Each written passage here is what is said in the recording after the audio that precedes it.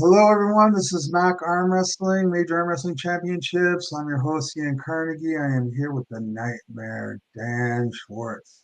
How you doing, brother? It's going well, brother. It's going well. Gotta back it up a little bit, you know. Mac, yeah. I don't know. I went with the orange. You got the orange shirt. I was thinking about this one. Yeah, this one. Let's do this. I Um, need. You know what we need is like a Mac tank top that's just like red with black lettering. I love that color scheme, man. oh, my dad's dogs are fighting downstairs. Can you hear that?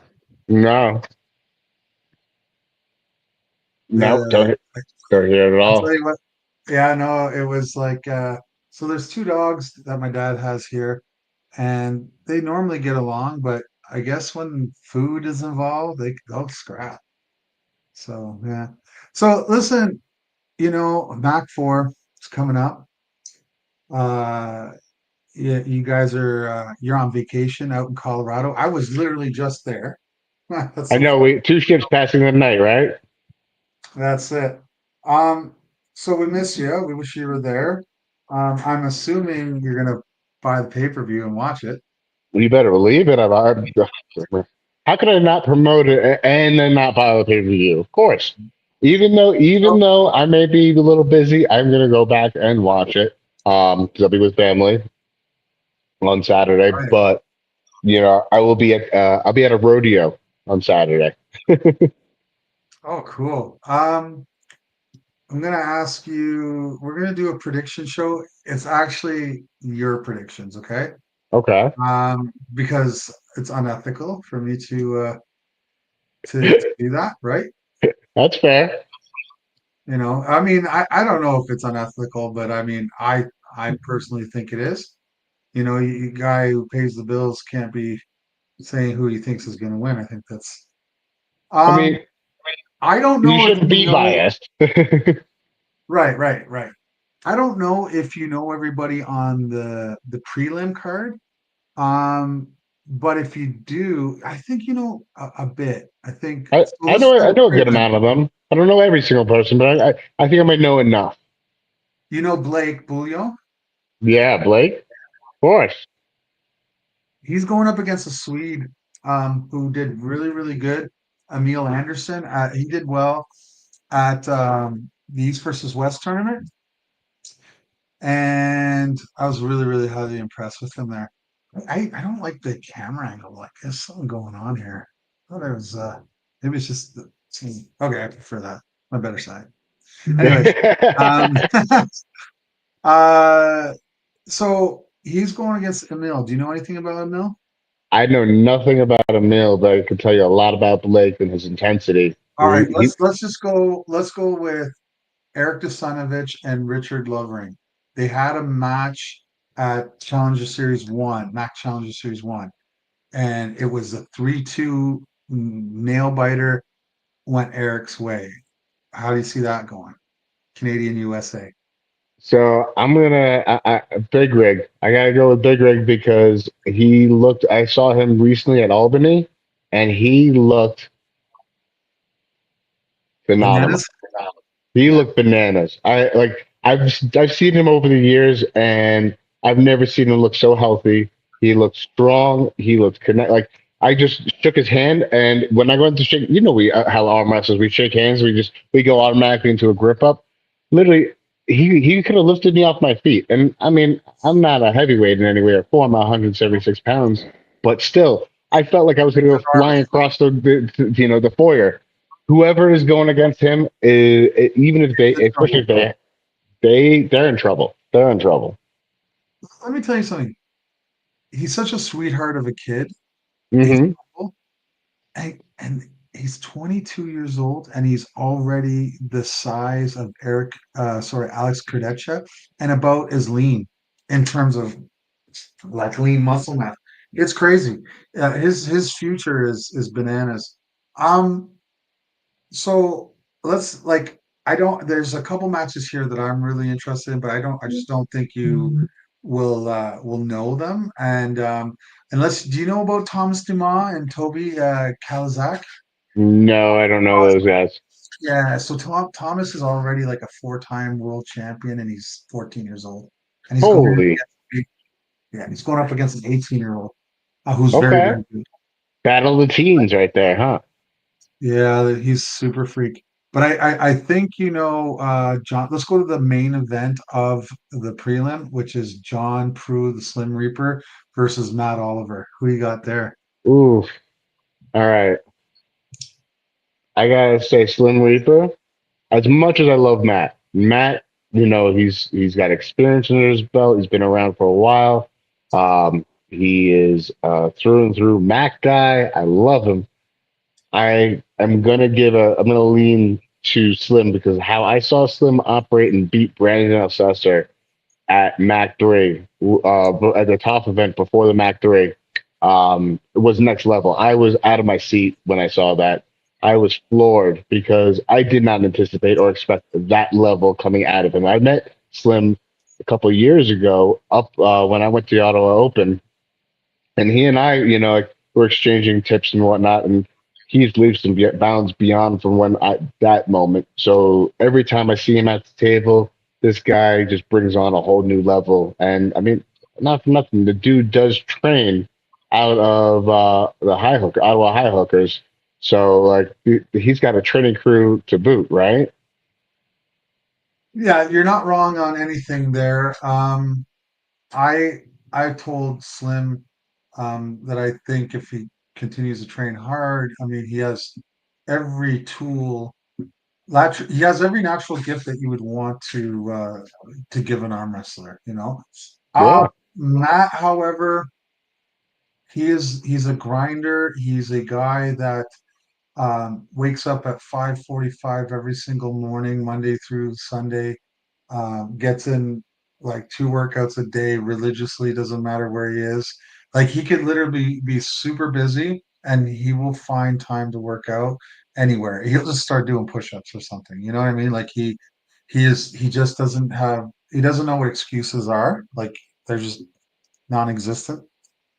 And to be honest with you, Matt is hasn't scratched, even though he's been around for a long time, he hasn't scratched the surface of what he can actually do because he's always had super high commitments with work, like being in the forces and everything. So if yeah. you ever had the opportunity to develop like myself, I was in the forces. It's just we took two different paths. He was very highly like into it, and I was like, yeah, I liked it. It was my job, but I think I think I lean more to the arm wrestling. And now that he's retired, he can focus on his passion, right? So Um, there's two different loves though that we have, right? Two different styles of love. Because I would say Slim has a different love for the sport for different reasons than Matt does. So it's just interesting to see the different styles of grind at play because there are very different time I see workers. Matt, every time I see Matt, he just looks more hard and gnarly. Every Yeah, time. It's like it's um and Matt has beaten he's got a win on Dave Hall yeah, and that's a huge and win too. yeah, and Dave Hall beat Slim. So the arm wrestling math doesn't always work. And No, matches make styles make the match, right? all right, so here's the we're gonna go right into the main card. And Okay. right away we're starting it with a Larrett son. Milo Larrett versus Chris Doucette, match number one.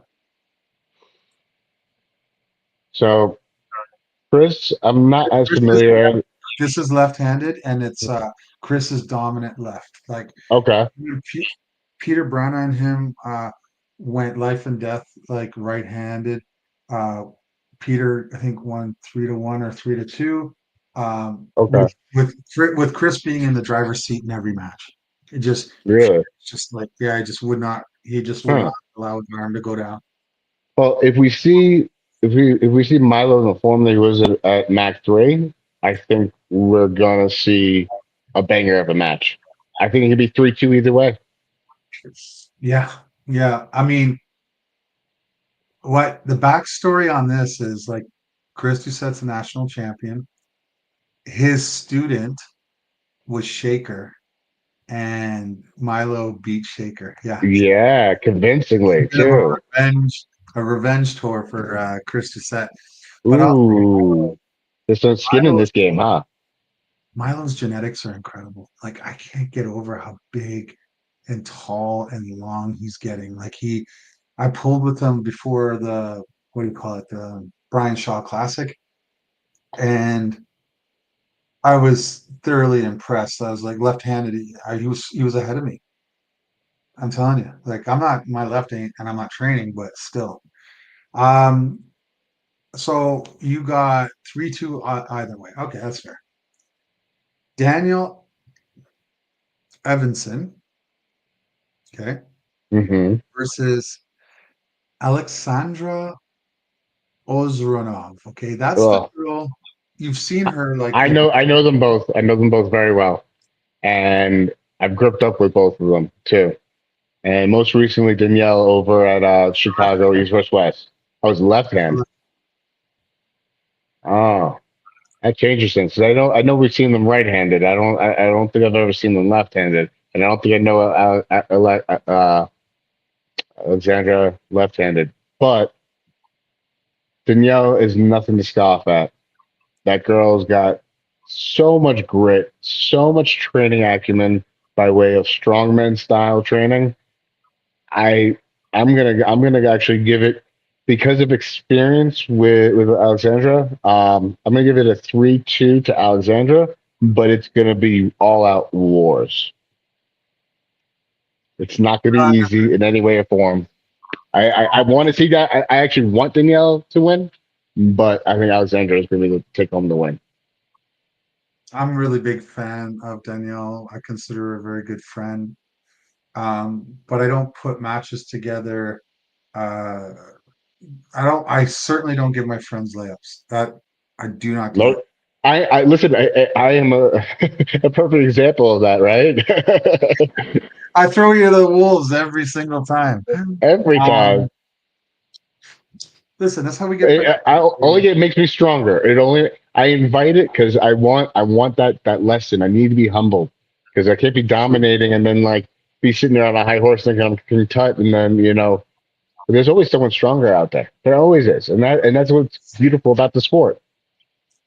Yeah, and there's so much coming down the pipeline.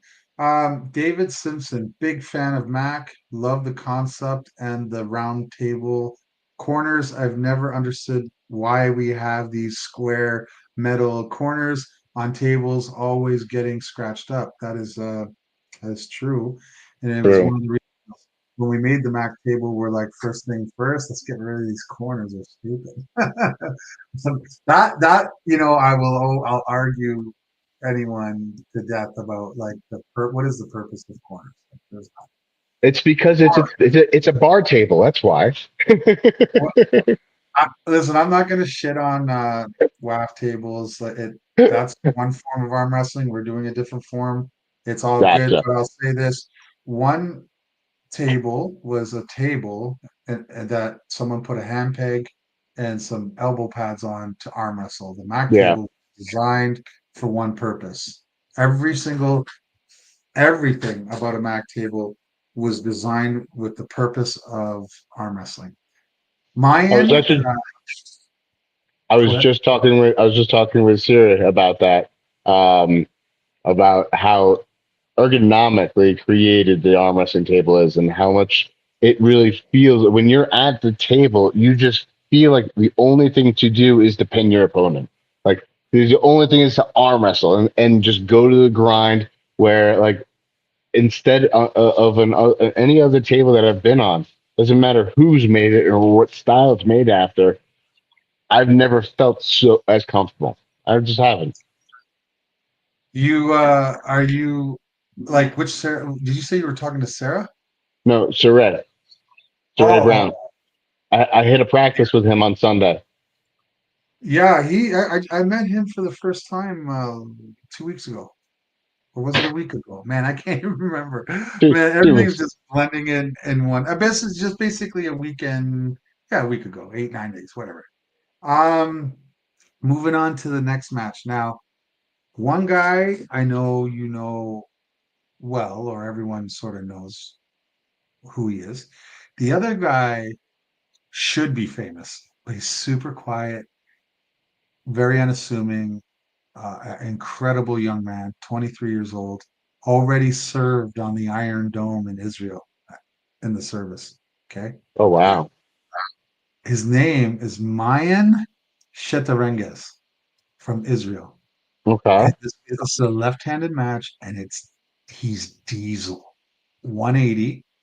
He's punching way above his weight, and that guy is Auden Laris. Oh man.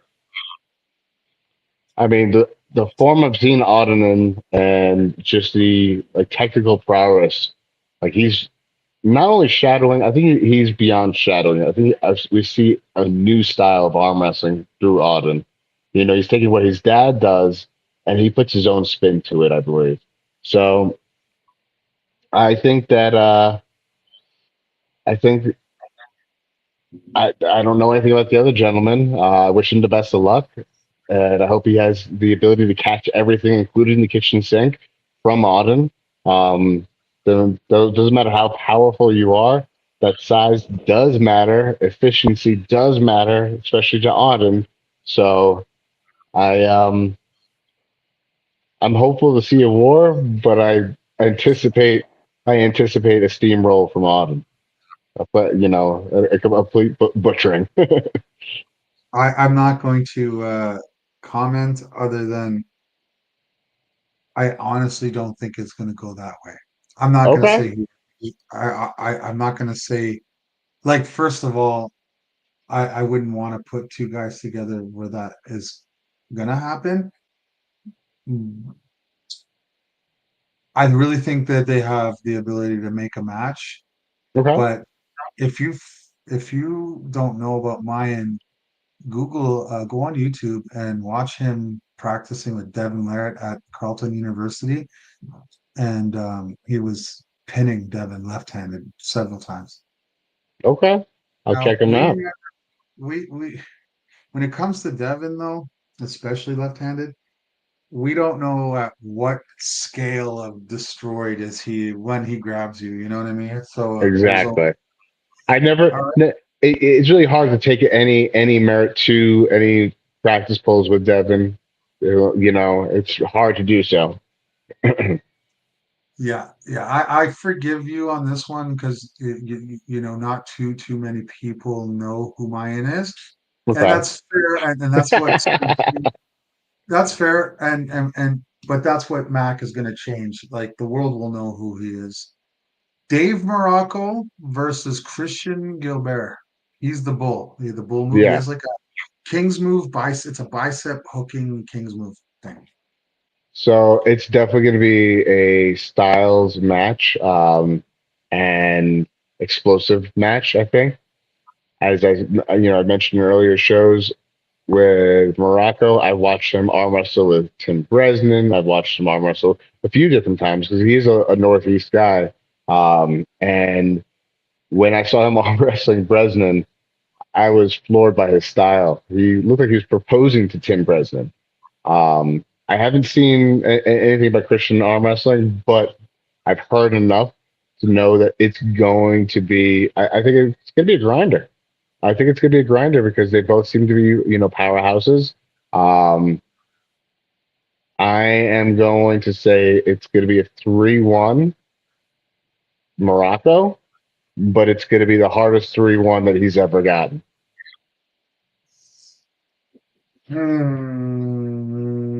I respect it. Obviously, I think it's closer than that. I won't say who wins, but I think it's closer. Oh, I do agree with like I agree with you that this is going to be like we have to monitor these dudes health wise after. oh yeah, without that, you might want to put it in an oxygen tank on your expense list.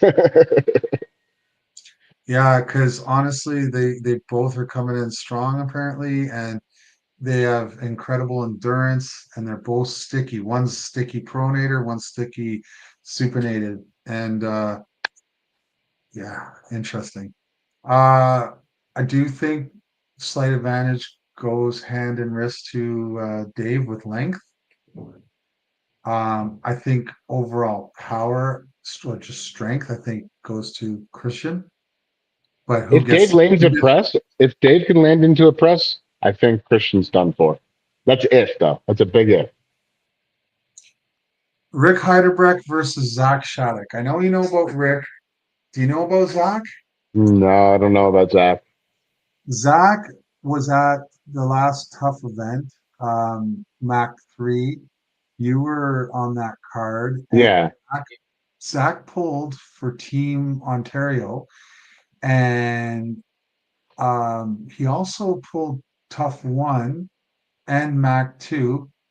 He beat Jeff Slater, and he at both Tough 1 and Mac 2. And then I think he went undefeated right-handed in Tough 2, and he beat Alan Ford as well. Okay. So he's not a bum. No, he's not a So bum. him versus Rick Heiderbrecht. Who do you got? Big So Rick. I know, isn't Rick coming off of a loss? He was, yeah, he Rick, lost to Philip Larson, but yeah, he's come out. Philip So Larson, he's got a fire under his ass, right? yeah, So while the accolades of the other general of Shattuck is impressive, somebody who's got a fire in their ass has something to prove. That makes him a threat. That makes him a threat, and that we know how good Rick is to begin with. When you have that much more fire under you, you're gonna be motivated. The hungry dog, like Paul Lynch always says, a hungry dog, gets fed. Runs a little faster. So that might be something that we're gonna see out of Rick. Um, I think it means more to Zach though, because Rick is very much regarded as the gatekeeper to super heavyweight professional, mm, so he's got something to prove, man. and you don't really get to call yourself a pro unless you can compete with them, right? Yeah, Um, so uh, I don't know. That's why it's interesting. That's why it's interesting, right? that could be another 3-2 Um, either way. 3-2 either way. Okay, all right. You're because a lot of these early matches, there's a few American, Canadian, but mostly Canadian matches, and then it gets into the internationals. I'm very impressed with your level of understanding and knowledge of Canadian arm wrestlers. By the way, it's nice. Uh, I love you guys. You guys have great arm wrestlers. Period. Your arm wrestling is great. I would poke fun at a few of them that you guys can't arm wrestle, or everyone has to arm wrestle with a cheat, carving in. But that's not true. You guys can arm wrestle. Me out of my shoes if you needed to. So you've proven it the last two outings that I had. there you go. Um, where my list disappeared. Let me see if I can find it. There we go. Mike Smith versus BLM, Brendan Lemon Mobile. How much do you know about Mike Smith? He did win nationals this year. He was also at the Challenger Series too, right? Yeah, yeah, he was. And Brandon, um, yeah, Brandon beat him, right? Yeah, I think they were wars, but I think his hand and wrist was just a bit too much, Too Brandon. much. And then BLM just recently beat Brandon. Yeah, arm Hmm. wrestling masters. I don't know. I I think know, I know, I know. It makes you question, well, how's this going to go? Hmm. yeah, I think because arm wrestling math aside, I will say I've seen BLM in his current form, and I've watched the loss. I'm going to give it to BLM, and it's not going to be an easy one though. I don't think he's going to be because watching Mike, he's got a lot of stamina. I think unless BLM can finish it quickly, it's going to be a grueling match for him. But I think he'll still pull a win. But it's going to be a long one. It's going to be probably the longest match of the night, 3-2, and it will go to BLM.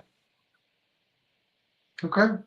Um, another big match because well, it's a big boy, and you know this guy, the other guy's opponent very well. Well, you know both these guys really well.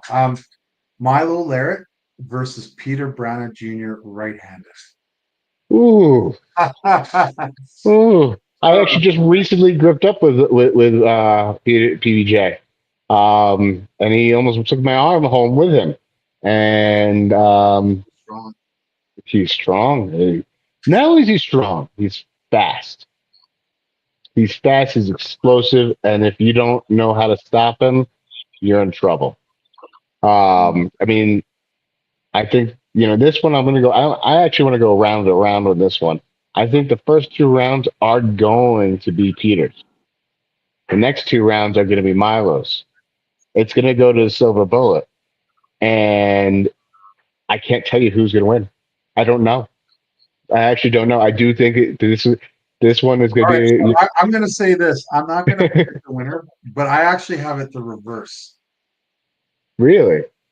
Yeah, I think if Milo was to take early rounds, I think it's more likely that he'll take the early rounds, and then Peter will start to really on Milo with his joint, and it's really just a case of on that anything happens in the silver bullet round. I mean, I experienced that recently at a Challenger Series myself. So it is what it is, and you got 50-50 toss up. Is that your prediction? Yeah, I think it's going to be a 50-50 toss up. I 3-2 either one. You go either way. I would like to see Peter take the win, but I can't say for sure. I'm like on that like 60-40, 55-45. I just don't know. I agree. So I don't know if you know who this Russian Canadian guy is. Uh his his name is Victor Belov, and he's pulling Clifton Erickson right-handed. So I know of them, but I don't know much about them. So I can't really comment too much on their styles and you know, who's gonna win. So Clifton was very close to pinning Jonathan Tarian in their super match. I believe John won 3-0. Hmm. And Victor Belov beat Jeff Radford, who is a very strong arm wrestler who's like a former or maybe currently still like a big rugby player, and he was giving up like 30 pounds, and he beat him at Mac 2. So this is Victor's first match back at Mac, I believe. Okay. First back. I'm trying to think if he, I can't remember if he came for Mac 3 or not, but I think this is his first time back. Okay. So that's it is what it is, I guess. Danielle versus Courtney Hayek. It's Matt Oliver's girlfriend, Yep. Yep. Yeah, That one is gonna be a hell of a match because and that's gonna be right-handed. yeah, that's right-handed. Okay. Oof. Courtney looked lethal right-handed over at the Challenger Series, and I've watched Danielle just demolish people in her class as well. How long has Courtney been in this? Not super long. I want to say 2 years. I want to say 2 years, but like, Okay. and her improvement in the last however long Maddie and her been dating is like, because like she's just as willing to put in the Dedicated. as he is. It's a great couple, right? Because they say like couples that train together stay together, right? So Yeah. yeah, I'm gonna go with actually Danielle winning 3-1. okay, that's fair I'm actually. I'm gonna say three Jeremy to one. Parker says, "What's up, fellas? What's up, What Jeremy?" up, Jeremy? Yeah. Let's see. Okay, so the next one, I think You may know the other one too, the Canadian, but he's a French guy. I know you know the American because, well, you just know me. You're friends with him even. Brandon Alcessor versus Eli Lapointe. Eli was at um, Challenger Series 1. No, I don't know. I don't know Eli. Okay, Eli, very, very strong inside puller. I think if he sinks the hook, well, like it's a battle of outside inside, right? And Yeah, I don't want I'm not predicting anything, but I'll say this: like if you're looking at, I think inside Eli's a little stronger. I think Brandon has experience, speed, and probably hand superiority. So, but it's close enough that I think that it could be one of those situations where if Eli's just like, oh, you know what I mean? thinks him in. If Get he can back. think him in, Yeah. he's got to have speed on his side as well as that strength if he's going to win against Brandon. I think Brandon is. I feel like if Brandon gets a stop on anybody at any point from center to I want to say maybe 11 o'clock. I'm sorry, 2 o'clock. Um, they're in trouble. But if he gets past 2 o'clock, I've seen him hold, and then give out and run out of steam. So that can go either way. Okay.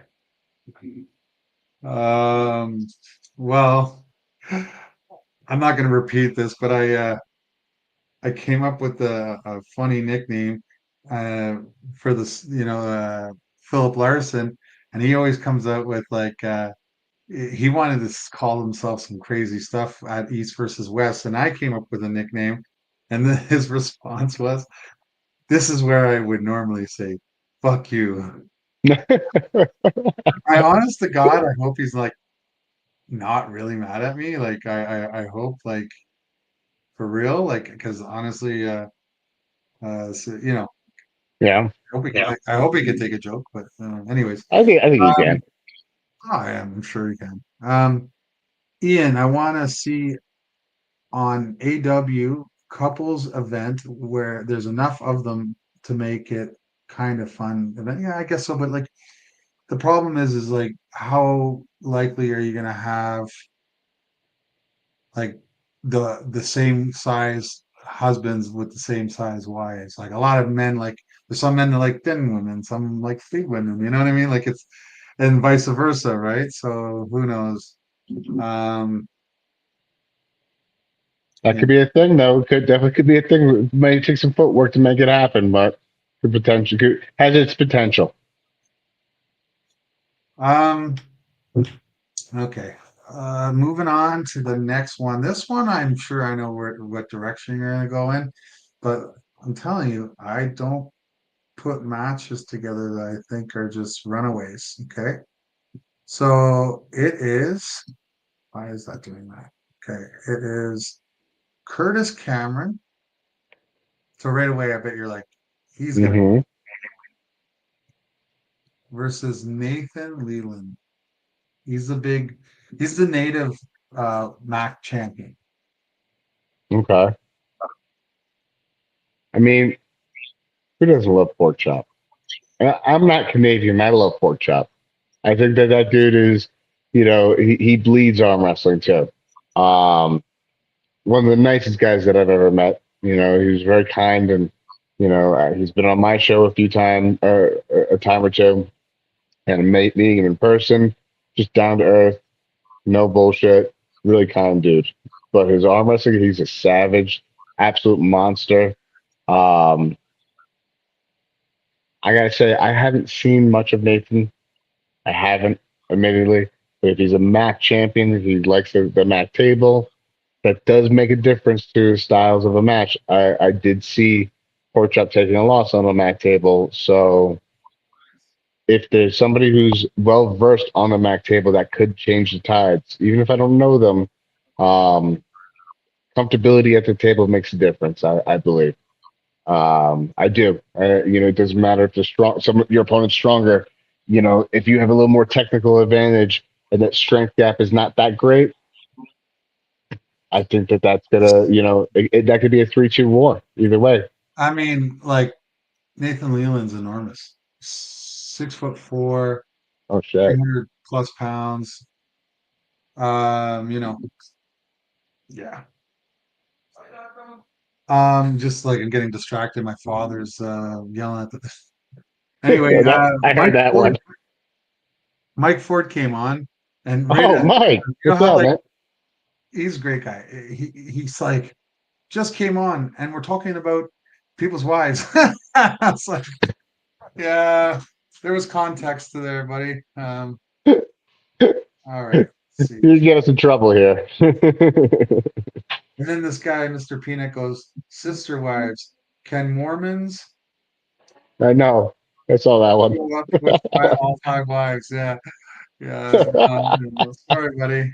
I guess the. All right, moving on from that. So I know you don't know who this is, but you know of him, and he's gaining traction, notoriety, just because he's been put up against this guy, right? So Alain Goyer versus Coach Ray. So when you first told me about these two, about Elaine, I started immediately researching him because you had mentioned something to me, and I turned around to you. I don't know if you remember, and I was like, no, no, thank you. And you know me, I don't bow away for a challenge. I think that that's gonna be a hell of a match. I think that that dude's got some serious power. I think we're gonna see the stereotypical Coach Ray match where he's gonna lose the first 2 rounds. He's gonna probably come back the next 2 rounds, and it's gonna be another silver bullet round. Um, because he'll have figured out how to beat. Boy, it's so And hard to beat Ray. It's so I, if the match is close, it's so hard to beat him, man. yep, yep. I think that's it. For power, I think I'm gonna give it to Elaine. But for technical skill and being able to be versatile and know where to go to eliminate someone's power, I Coach got, I got, Ray. I gotta say something. Oh, go ahead. I don't even know how this works, but I just received my first super chat ever. Oh, nice. Yeah, El Jeffy loves you both. I thank you very much, man. Like, I think I'm assuming that goes to the Mac account, which I've Yeah. never actually seen. I wonder if Mac, I've never It seen definitely it JJ. doesn't go to your JJ's the pocket. accountant. It Yeah, doesn't go to no, your no, pocket. man. I've never gotten. Thank you. That's awesome. Appreciate that. Thank you, El Jefe. Yeah, Al Jefe. Is that how? Is that okay? All right. Thanks for everything you both do. Yep. I mean, Dan does all right, I guess. Contributes a little bit. Anyways, um, Alex. So Alex Toproll Hmm. versus Tyler Bozan. This is actually not the match that I want them to do. They're doing right hand. Ah, I want the left-handed. Like I think it makes a lot more sense. But what do you got? Right-handed. I'm gonna set up that match left-handed. It's just uh Alex's needs a little bit more time to heal. I'm gonna say I'm gonna give it to Alex. Actually, I Yeah. know more about Alex, and I know about while they call him Mr. Top Roll. I think he's a little more versatile than that. I've seen him bang in a hook. I've seen him press. I've Oh, seen him do. says that YouTube takes 30% of super chat. Is that true? Yeah, yep. 30%. That's crazy. 30%, really? I believe so. I think that's accurate. Oh wow. Ah, okay. Well, you got Alex.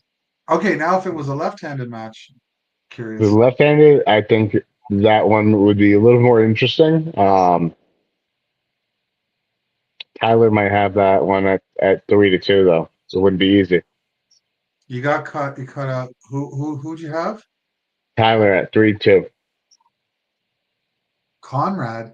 No, Tyler at Oh, three to Tyler, two. 3-2. Yeah, yeah, yeah. Sorry, I don't know. I'm deaf. It's all Uh, good. Now we're getting into the top three matches here. Okay. Main event card, essentially main event. John Tarian versus Kirsten Mechia, which Ooh, is tattooist. He's from Malta. Malta. Yeah. Yeah. I'm gonna. Listen. I love the both of them. They both are great dudes. They both are very fun to be in conversation. I've actually hung out with John though, and I've seen him and how he arm wrestles. I'm gonna go with John, not just because he's my friend and somebody who I've connected with personally, but I just think his style might be a little too much for Texas Kirsten to handle. I just think it might be, but it's not going to be too much by way of it's not going to be like a one-sided war. It's going to be an all-out battle. It's going to be grinder 3-2 John. Oh, okay. Just to touch back, that's a good that's a good assessment. I like how you broke that down. But just to go back to the Tyler match, Luke Gross is like, Tyler's got this. Let's go, Tyler. I wonder if that's just being a fan or if he actually believes it. Because Tyler is not a bum right-handed, but it's his right's not his left. Hmm. Yeah. So, Kirsten just had a rematch with Bojida. I know, and that's why I made the match. Well, it's not why I made the match, but I Part of got the really reason. happy about it once I saw that it was it a 4-3 Bojidar or was it 3-2 Bojidar? I can't remember, but it was very close. I don't remember. Um,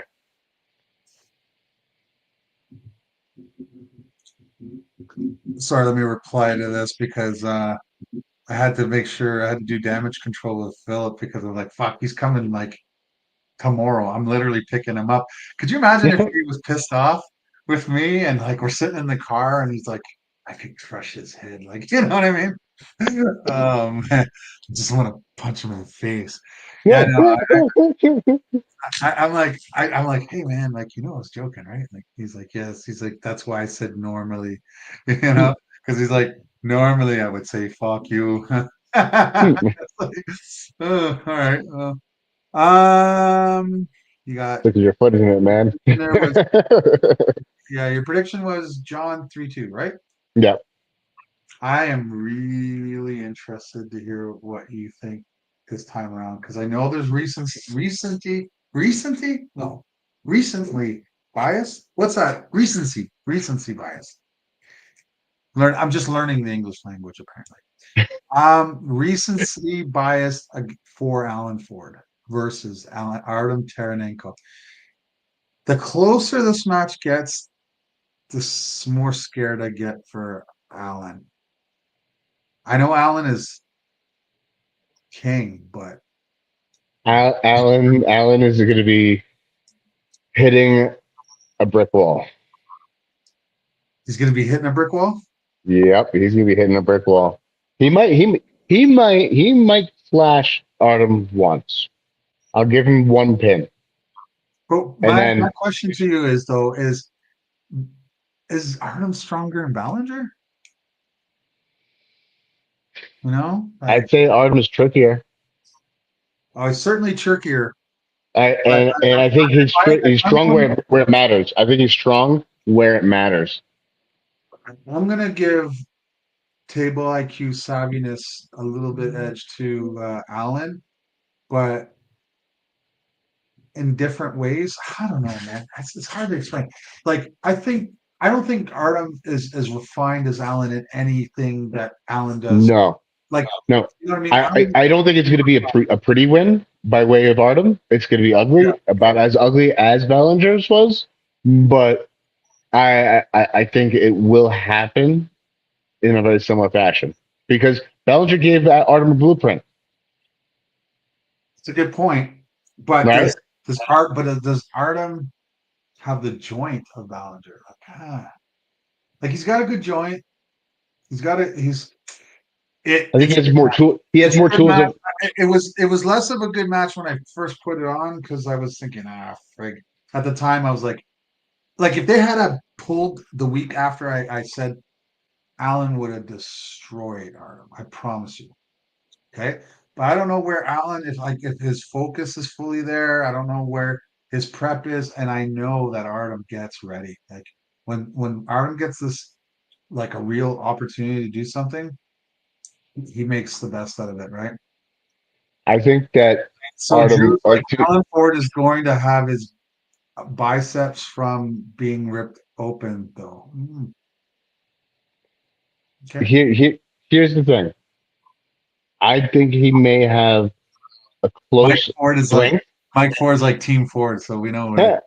Yeah, I think that I do think that Artem's going to have a similar style to what Bellinger did, but I think Artem also has more tools available than Bellinger has.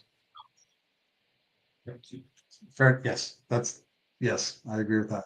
Okay, So I I will think that not. he'll stop him in that match in the same way Bellinger did, and he'll finish him in a very different fashion. Lucky Ones podcast, females in arm wrestling. Ian and Dan, what's up, Lucky? What's Uh, up, Lucky? this next one, I'm literally saying nothing. You are gonna friggin' lay it out, okay? Oh All man. I am not saying shit. Philip Larson versus Uh, Wayne Pierce. all right. So I had a really good conversation with Surrey Brown, who has a win against Wayne, and who was there watching Philip wrecking Matt Mask. Experience matters in the sport, and that's going to go to Wayne. Obviously, Wayne's got that experience. However, the freak that Philip is, coming in from the strongman and taking all that strength and being healed up, is going to be a force that Wayne has never experienced at this point in time at the table. And I think it's going to put Wayne in trouble. Um, Originally, before the match with Matt Mask, I had it at a 3-1 going to Wayne, but now it's a 3-2 going to Philip. I think that Philip hand control and ability to use his body will match Wayne's. It's going to be stylistically, it's almost a mirror image of each other, but I feel like that Philip has a higher end of horsepower than Wayne does. I think Wayne is faster, and I think Philip is stronger. I think Philip. I said I wouldn't say anything, but I I taunted you too much, huh? think it makes sense. It makes sense. Um, uh, table IQ doesn't always favor the more experience. It's not always the case. I think Philip has a ton of table IQ, and I think obviously Wayne does too. But I'm just saying it's tough to underestimate Phillips' IQ when you've watched him in the past year. Like he was okay in his first year. This second year, man, Explosion. kicking ass and taking names, wins. Complete explosion. Complete explosion. Rick Heidebreck beat him 3-0. Brad Grundy, I think it was 3-0. Matt Mask 3-0. And then he got 2 wins on Sanders Cities. Just saying. Yeah, no, I think it's going to be a hell of a match. It's a great match. I look forward to seeing it. That one I'm actually very much excited for because I like the both of them. I like both their styles. They're both, you know, as somebody who, I like the top roll a lot, and I like watching top rollers. Dominant hand control is something I love to see, and I feel like that's what we're going to see a lot of, especially these two behemoths with levers that are probably about as long as my freaking leg, if not longer. Yeah. Man. Like obviously, like I said, I won't make a prediction. But I honestly don't think I could. Like, I wouldn't want to put a pink slip on it. I just wouldn't. You know what I mean? Like, I'm not that definitive. I think they both possess tools that can beat each other. I agree. I do agree with that, and that's why I say it's 3-2. But I'm going to give it to Philip today. Uh, Just on an and ass kicking tour. he's on an ass kicking tour, and I know, and he's hungry. I could see that hunger in that man's eyes. Like he just wants to take souls and take arms. It's true. So I think that listen, you have a lineup of epic proportions. Anybody that's in the chat, please share that pay-per-view link. Share it, share it, share it, because I want to see more of lineups like this. And I think that at the MAC table, we see some different results too than we normally would see at any other table. So it's in the results. I don't mean by way of scores. I mean about the actual matches. The actual matches, the entertainment value of the matches themselves have a different feel. They hit different. Please support I this. gotta give it up to the Americans. Like, I just saw some of the metrics on our early um, purchases. I'm not gonna give the numbers because I'm not allowed, but they're decent. I'm pretty proud of them for being this far out. Generally, most like 90% of pay-per-views happen day of, right? Like, and sometimes Yeah, like hour before, then boom. And that's what sometimes is like the traffic is like, wow, it's all coming up now. But like humans, when it comes to paying stuff, we're procrastinators, right? So the fact that we got so many so far is a really good indicator. But I gotta give it to the Americans. Americans are kicking Canada's ass. let's And go. say right now for paper. That being said, I have to. I mean, the whole place is going to be filled with Canadians, right? So they're paying a ticket to get in, right? That's true. Um, and the local ones, obviously, but then you know, I'm sure that the Canadians will pick it up. Now that I'm complaining, it's like, come on, countryman, come on, Mac is right here. Maybe Yeah, someone, maybe I've been pumping it out on my show. I'm going to continue to do so, and on my socials, because I want to see Mac take. Listen, once you go back, once you go back, you don't want to go back. let's Trust me, if you go back, you don't go back. you don't go back. What's I like our slogan, the whole like, I didn't choose the Mac life chose me. There you go. Yeah, man. I don't know. I love Mac. I love what we're doing. I think it's like the most fun that I've had. It's kind of a catch 22 for me though, because I'm not motivated to arm wrestle because I'm not allowed to arm wrestle at Mac. Like, I can do challenger series if I'm challenged. That's So it. can I challenge you with 2 arms and a leg? Because that's about all I can give you. I figure give you a match. Oh no, I can't challenge. I have to be challenged, and it's okay, but like it's like there's this thing, right, where I would love to be part of it.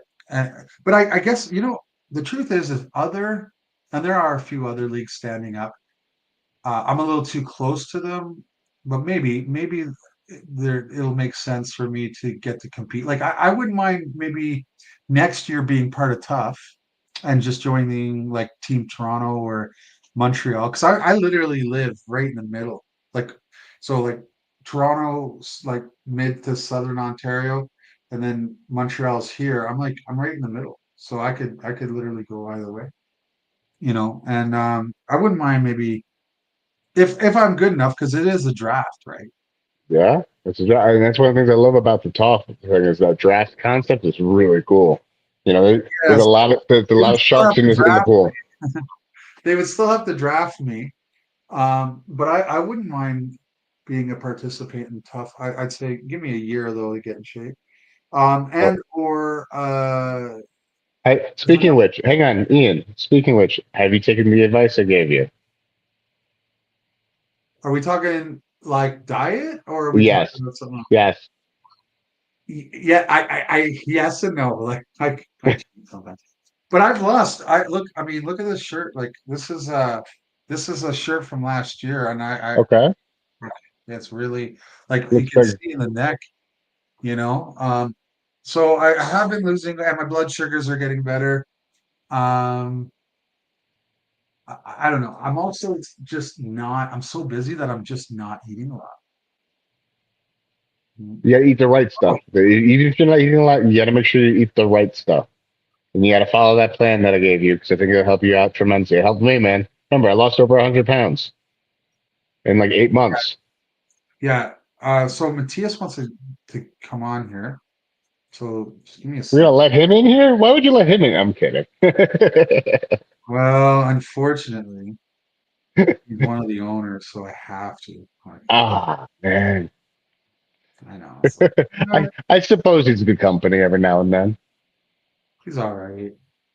You He's like, giving me shit. He's gonna come on here giving me shit. Watch, you watch. Okay, I sent it. How much longer you go live for? Mike, if you want to come, I'll give it to. Oh shit. Mike Ford wants to come on. I think. Love to have him. Let me know if that's wow, working. Drew. Awesome work, Drew. Drew said he lost a lot of weight. He lost Oh, 285. He went from 285 to 177. yeah. Impressive, man. Very impressive. Yeah, no, listen, I'm all for the weight loss journey. I love it. I love hearing about people's weight loss journey because it just inspires me to maintain mine. Because listen, losing the weight, this, one of the hardest parts is to get started, and the next hardest part is to keep at it. Because there's so many different opportunities you can Does it throw give it all you away. But anxiety? Does it give you? Because I've done it a few times where I've dropped quite a bit, and I feel like there's like this anxiety. It's like this fat guy that wants to come back. You know what I mean? you got to It's keep like busy. running over my head all the time. It's like, oh, Just because I lost all the weight doesn't mean I can be complacent and sit back and relax type of deal. You got to keep busy. The minute you sit back and relax, that's when that anxiety kind of takes the driver's wheel and really focuses all your decision making, and it fucks you up. Like at least that's what it did for me. Where if I'm busy and I'm maintaining, like I am now. I dropped all the way down to 154, and I was skin and bones, man. I looked like a freaking like I was trying to go into like bodybuild, not bodybuilding, physique, whatever contest. And I hated how I felt. I hated how grumpy I was. So I started eating, a little bit more, eating a little more properly, put on some more muscle, and I can't tell you, I feel the best version of me. Ah, hello. What do we got here? Oh, hey, what's up, Mike? what's up? Sorry, I just turned off the YouTube. How's everyone? Man, honestly, when you first came on, I was like, why did Mike put on like I'm tired so I can barely see? And the first thing I thought was, why did Mike bring on a Mr. Potato Head doll? Do you like the name? And I'm like, what? Future Max superstar. I, I believe it. I believe it. Strongest lat pull I ever felt, man. And I mean, Christian Binney, well, left-handed, so I wasn't a great gauge for Christian, but he kind of did the same thing with me and like opened me up with his lat. And I was like, but to do it with my right, like I don't think it cracked my wrist, but it gave me. I didn't have a lot of like I couldn't utilize it too much with you because your lat was just ungodly strong. Strongest lat I've ever felt. Like just a pure rope. Appreciate it. I've I I've do do a lot of I've arm wrestled a few strong guys in my time. I don't know if you know. Just a I few. do a lot of rows with the 3-inch handle. So, So dude, I so might just try that shit. just finger based. I open my thumb and I just row with the 3-inch handle just like that. Did you get that So off of Pork Chop? Did you watch Pork Chop doing that? no, it's just something I kind of the style I arm wrestle. Just thought about it for a day or two and the angles I'm hitting and what I'm feeling, and just experimented. I got a bunch of handles I collected over the years, so Just ran through them one by one, and just something that felt very natural that transitioned over to table. There's a lot of lifts. There's a lot of lifts that don't. I feel like don't transition over to the table, but that one really I feel really does. Especially you're utilizing your genetic makeup, so maybe you're predisposed to like just having a tremendous back strength that pulling things towards you. Yeah, And, well, yeah, my deadlift has always been my strongest lift. I've always excelled at the deadlift, the squats, anything to do with the back has always been one of my strengths.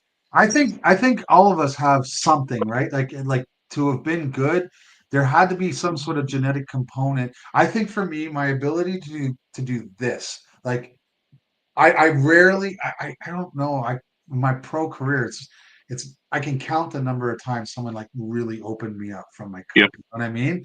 And it was mostly early on. Like if I get this, you might beat me, but it's not like this is opening, you know what I mean?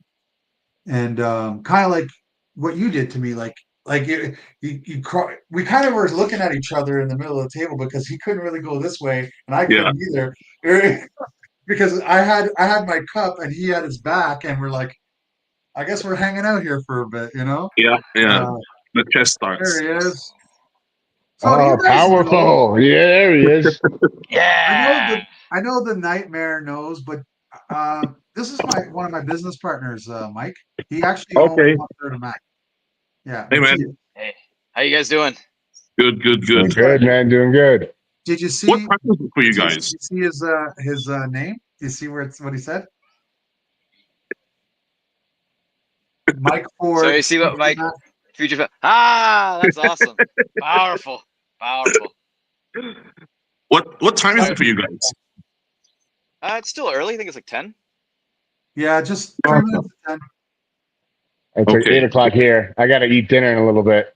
Like 10 a.m. here. Well, you've been on for an hour, so you can fuck off if you want, Dan. So, Ah, You know what, Matthias we chased me off. we actually got a Max Superstar on now, so you can. Oh, I Dan, are you coming on Saturday?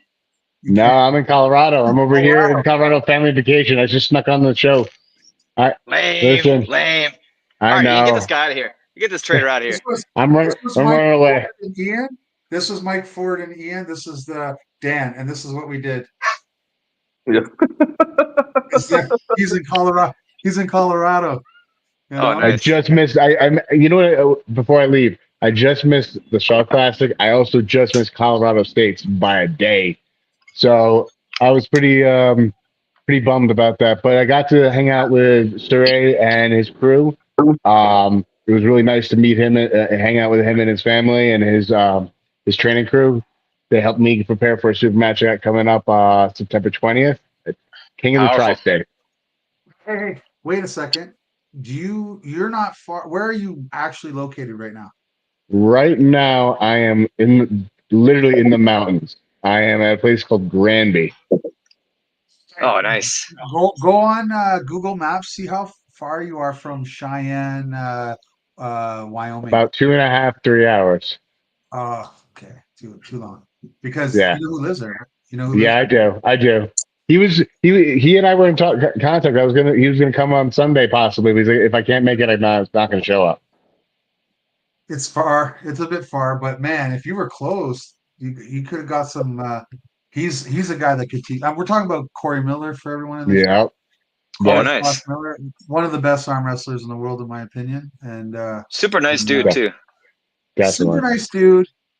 And it's funny because he's one of those nice dudes that you can't tell is nice. Do you get? Really? Because he's monotone, like he smiles on occasion.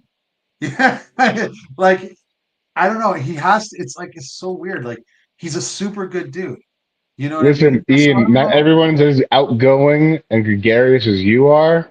They can't replicate you, man. You're one of a kind. They broke the factory down. Fuck the mold. They broke the factory down when they made you. You're not That kidding. You're guy's- not kidding. He's a fucking smart dude, though. Like Corey Miller, super smart, Yep. tremendous asset to the sport, great arm wrestler, and not to get it, but he helped me out personally when I was over there with an issue, and it was He's a good dude. didn't hesitate, just got onto it and did it. Mike, Well, tell us. gentlemen, I'm going to take off though. Have a good Yeah, night. we Take already care. said fuck off. We said fuck off. So All right, Dan. Please. Stay powerful. Hey, I know you're ducking me. That's why you're not coming to Canada. I get it. I get All it. right, I'm running away. Running away. yeah, wait, you coming? Okay, fuck him then. Ah! No, but like, what he's so Dan's coming to this one. His other friend, like Yeah, the other Dan Dan, yeah. Santrella. So they're partners, Mike, Dan and Dan. So Okay. Dan's coming to this, coming to Mac 4. Then he's going with you to Atlantic City. Dan is, and that Dan is coming to the Challenger Series on this 20th of September. Okay, so it's Danception. There's a lot of Dans. Yeah. Then they're doing this, and they're literally one will be in one like they're partners, but one will be in Canada, one will be in the States, and then they switch. And it was. Matthias, you there? Oh yeah. Sorry. I guess did it close down? Did it shut down a second? You just kind of paused, but now that we have Okay. Mike here, let's talk to Mike about Mike stuff. And Mike came to from Malaysia. Get me like I don't know everything about you, Mike, but are you not the super heavyweight champion of Malaysia? Correct. Yep. Correct. Yeah. Okay, Oh snap! he won that. No, but listen to this. He won that, and then he came to the U.S. Columbus, Ohio, won the Arnold's. Correct. Won the Arnold Classic. Okay, didn't have the best result at EVW, but there was Fouled out. like you were in the driver's seat essentially, and you just fouled out, right? Fouled out on both matches. Yeah, it was pretty frustrating. Who are Pretty you against? Who frustrating. are Yeah, you against? I fouled out against Mega Mike, and then I fouled out against Kevin, the Texan fella who lives in Utah apparently. From Texas. Yeah, big Oh, okay. IFA Masters champion. So Yeah. Oh wow. Okay. So Yeah. like legit Yeah, so dudes then. we're not- Legit dudes. legit Yeah, dudes. not I stopped. bums. Yeah, I got a stop on Mega. I was bringing it back, and then apparently my elbow came off the pad. But yeah, it's okay. I know a live- league. I'm I know a okay league with it. that probably wouldn't have happened in. Yeah. Ah, I would if I had a choice, like if some promoter was coming up to me, Mike, and they were like, we have Ian Carnegie versus Mike Ford. Obviously, I'd have to train to get back to shape, but I would not arm wrestle you on a Mac table. It would not. There would be no advantages for me. It would be all you. Just because the length of your ability to pull all like you have to understand like on a WAF pad you got only 7 inches and then there's an inch or two at the back that you can't utilize. Yeah. But on a Mac table you can keep going right up So- to the edge of the table. So if that's the Mac edge of the table- table, you're right there. So the Mac table favors the inside puller. It doesn't really favor. I think whatever you do really well, it amplifies. The problem with what I do really well at the moment in my current shape is I'm able to do this, but you don't really care about that because you're like, okay, well, I'm in there good with Ian, but now I can do this, which I don't have on you, right? So if I was like, oh shit, I can't really go anywhere. And you were like, I can't really go anywhere. But imagine this. Now you have an inch more to go. Now, if I go even further out, now I'm really weak. Now, do you understand what I'm saying? Yeah. You've won the tug of war essentially. Okay. And then once I'm away from my bicep and my forearm, like then you can start to do your move and kind of come over like that. So I just think the Mac table accentuates whatever it is that you do well. I just feel like I would have to get a lot stronger in my bicep. Obviously, do some lat work to minimize it because like I could not get over the strength of your ability to win the tug of war. and not this way. I mean, like this. Oh, I was like, wow, it's pretty impressive. So what about if let's say I drag it to the back and I'm going over and someone wants to king's move essentially. What's the rule with the shoulder below It's the not what's shoulder. We do humerus, right? Same thing. okay. Because some guys have enormous shoulder caps, so they can be essentially below. See, like look at that. Okay, I'm okay. actually a downward, but my shoulder top would be in line. So we don't go Right. by this because and I'm not even in shape. What if I was Michael Todd or you know what I mean, Jerry Cataract, and my cap is here? They could be literally like that. Do you get what I mean? So it's the Yeah, yeah, yeah. downward bone, like your humerus, downward, And is that right? a straight stop or Oh, I didn't catch that. Did you hear him when I told you? is that a straight foul or is it a warning or is it a No. If you it's a like we might tell you, hey, you're getting low. Like you know, we'll like let you know it's coming. But yeah. once the referee sees it, it's meant to be called. Okay, understood.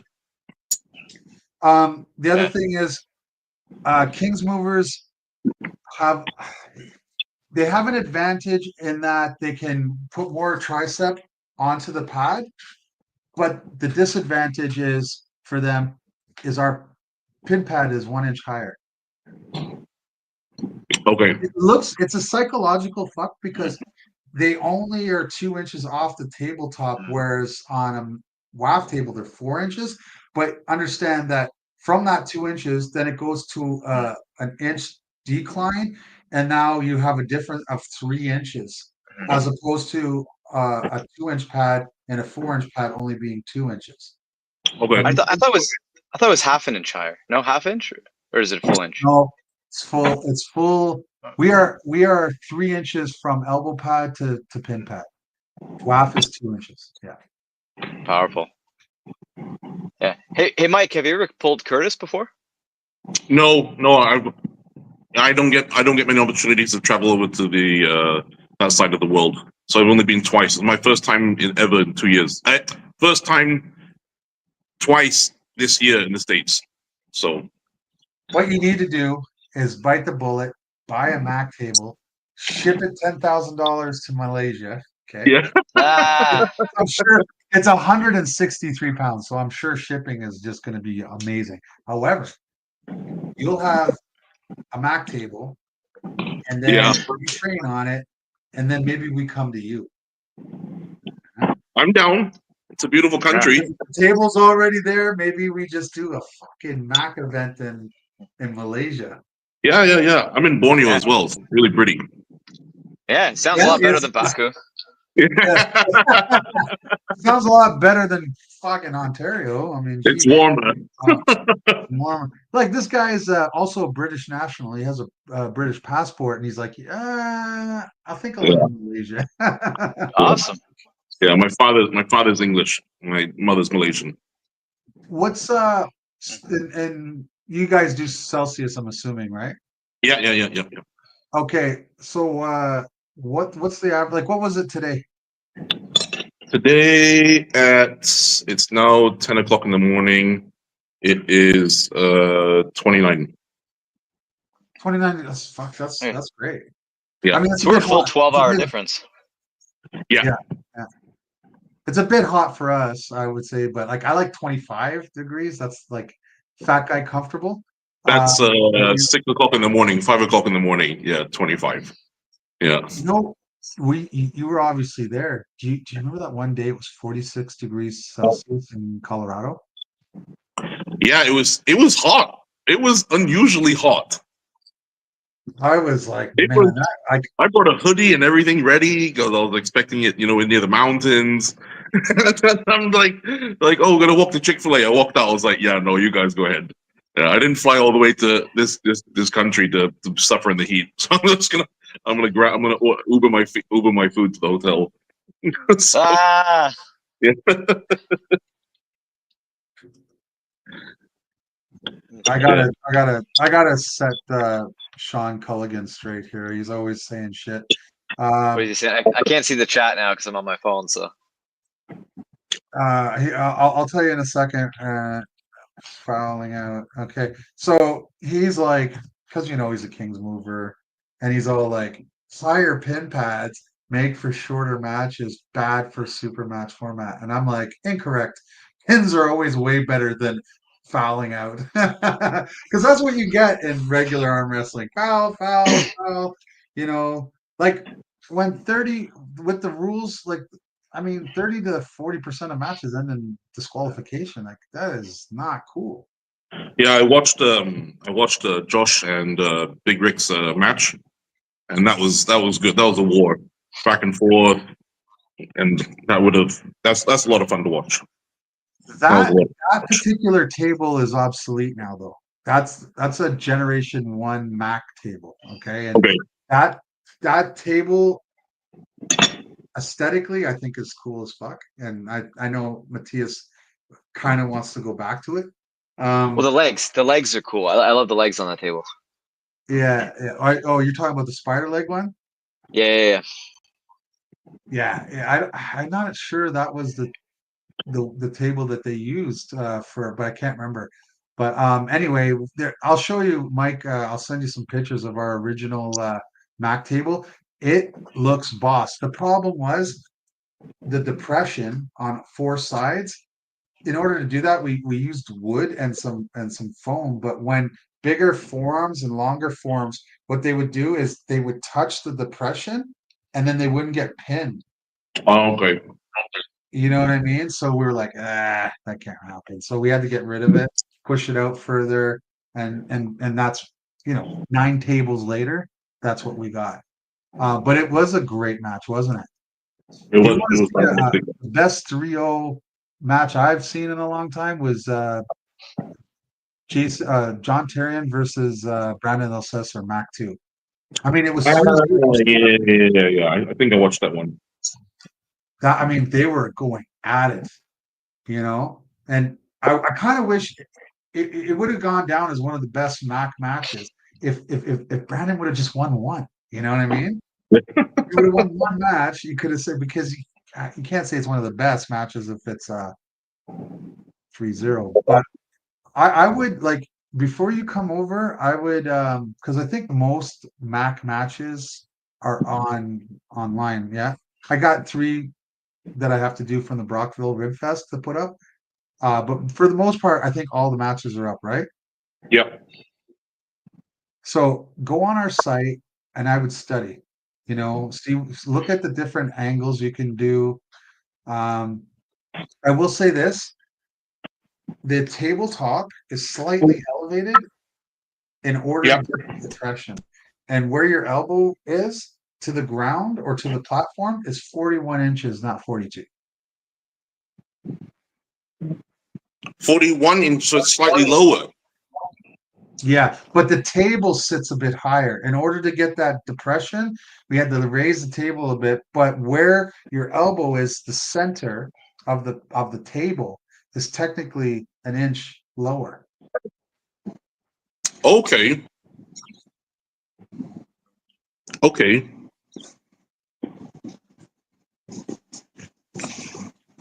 So I might get my buddy to make because he makes tables out here. So I might get him to make a just an inch shorter pad for me. Yeah, or exactly, and just look at the center of our table and have them make it like I'll get the measurements for you. I'll get the measurements Yeah, for you. yeah.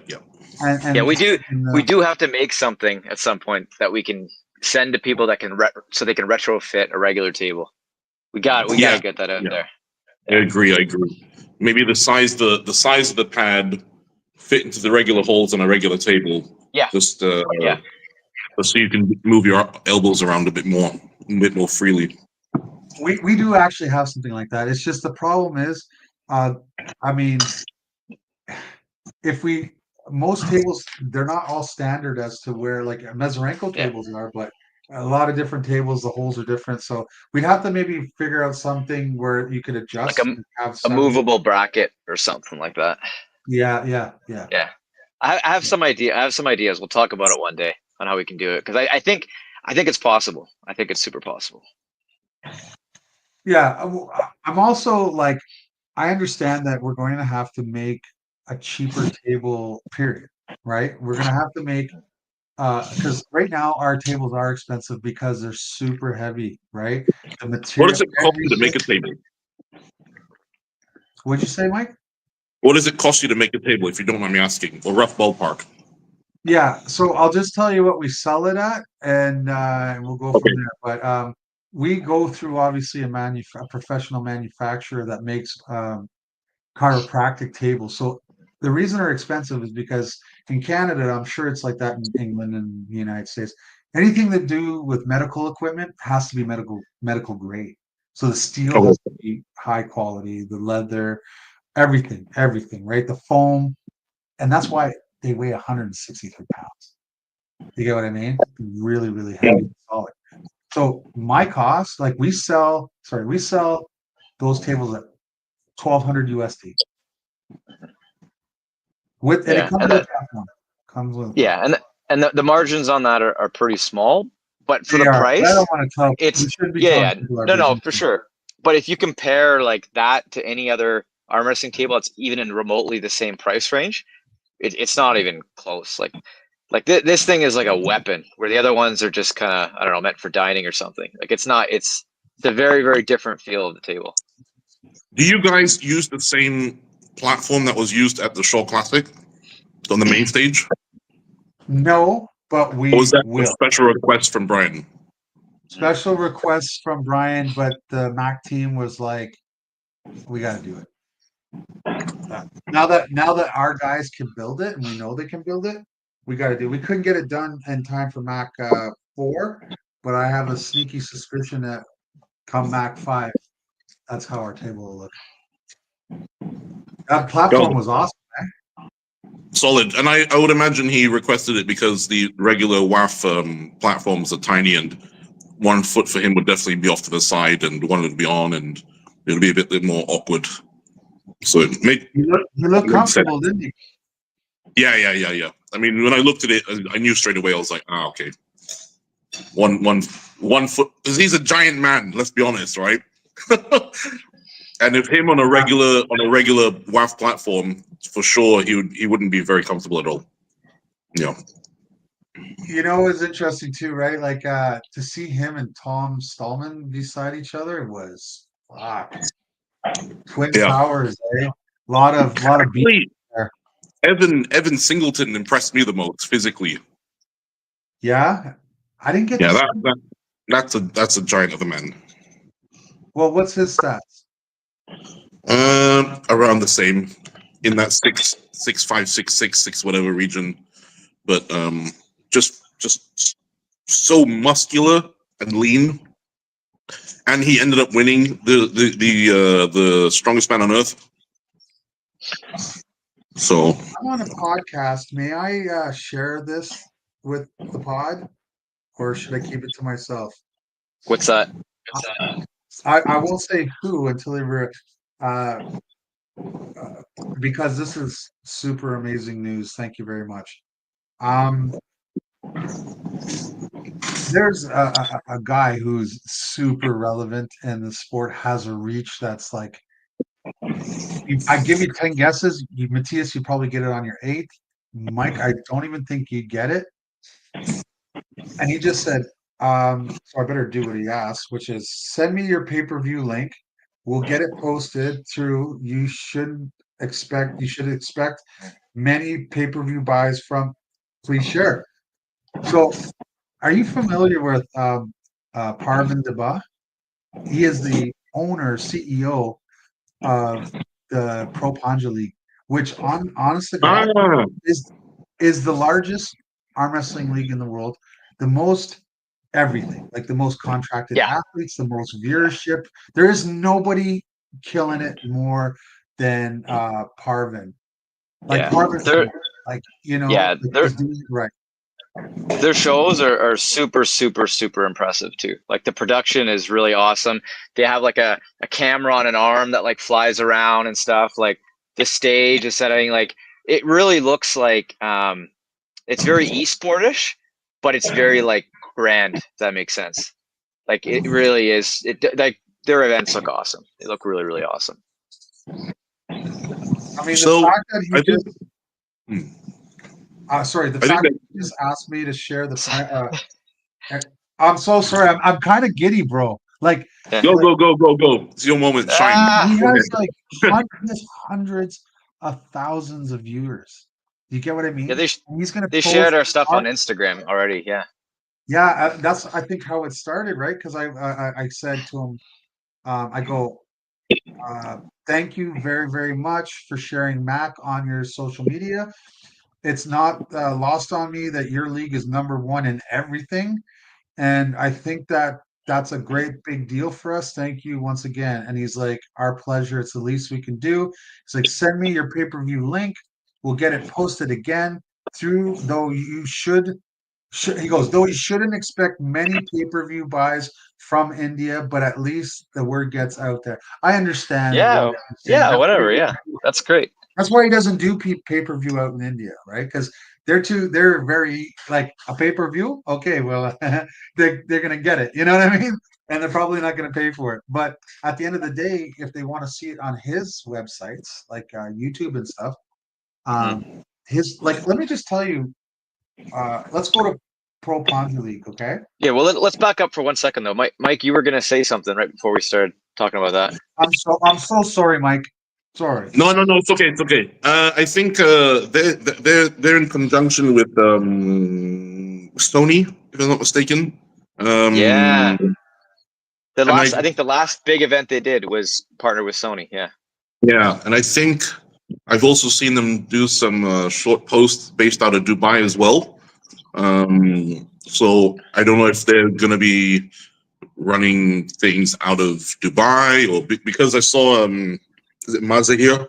They're one of their top guys who they were running through the desert with a I don't know, some sort of poster like catch us on ESPN or Sony or whatever it was. Some Can you guys see the subscribe? Now this is arm wrestling. This is not friggin', this is a league. It's not Devon, but I believe it's more subscribers than EVW. And can you see that? Yeah. That's a lot. That's a lot. Oh, this guy's killing it. Yeah, I know. And like I was saying, their production is really top notch. Like it looks really, really good. Asia, South Asia, like India, Pakistan, Southeast Asia. The fan base is, I'm not sure people realize how big the fan base is for their local pullers and how diehard they are. So I'd say the biggest guys in my region in Southeast Asia would be two guys, Thai guys, Guy Tanapat and Josh something. They both live in Thailand. Both of them each have across all their social media platforms have over 1 million subscribers. Wow. Yeah. So, it's I've always said, this would be a good region to develop growth in and whatnot. Obviously, spending power is an issue, with like $20 and whatnot. But though Southeast Asia is crazy, like, and especially on TikTok. Oh, yeah. It's and they're super diehard about their guys. Like every other day, I'm getting tagged in would Mike beat #1 Vietnam? Would Mike beat Philippines? Whatever it is, So it's no, it's good. So Yeah, consider Southeast. Yeah. Yeah. Well, there is ways that we could do events in those countries. It depends on if we can get some companies that are interested in like sponsoring an event. Yeah. And we can kind of or do like a co-promotion or something that it can make it at least break even and cost effective to do it. Yeah. But yeah, no, like 100%. Is it I just think. me, or is Matthias cutting out a lot? Mike, was Matthias cutting out? No. Oh, maybe it's me. Sure. Yeah. Oh, sure. But yeah, no. So there are a lot of ways that we could take events to countries like that.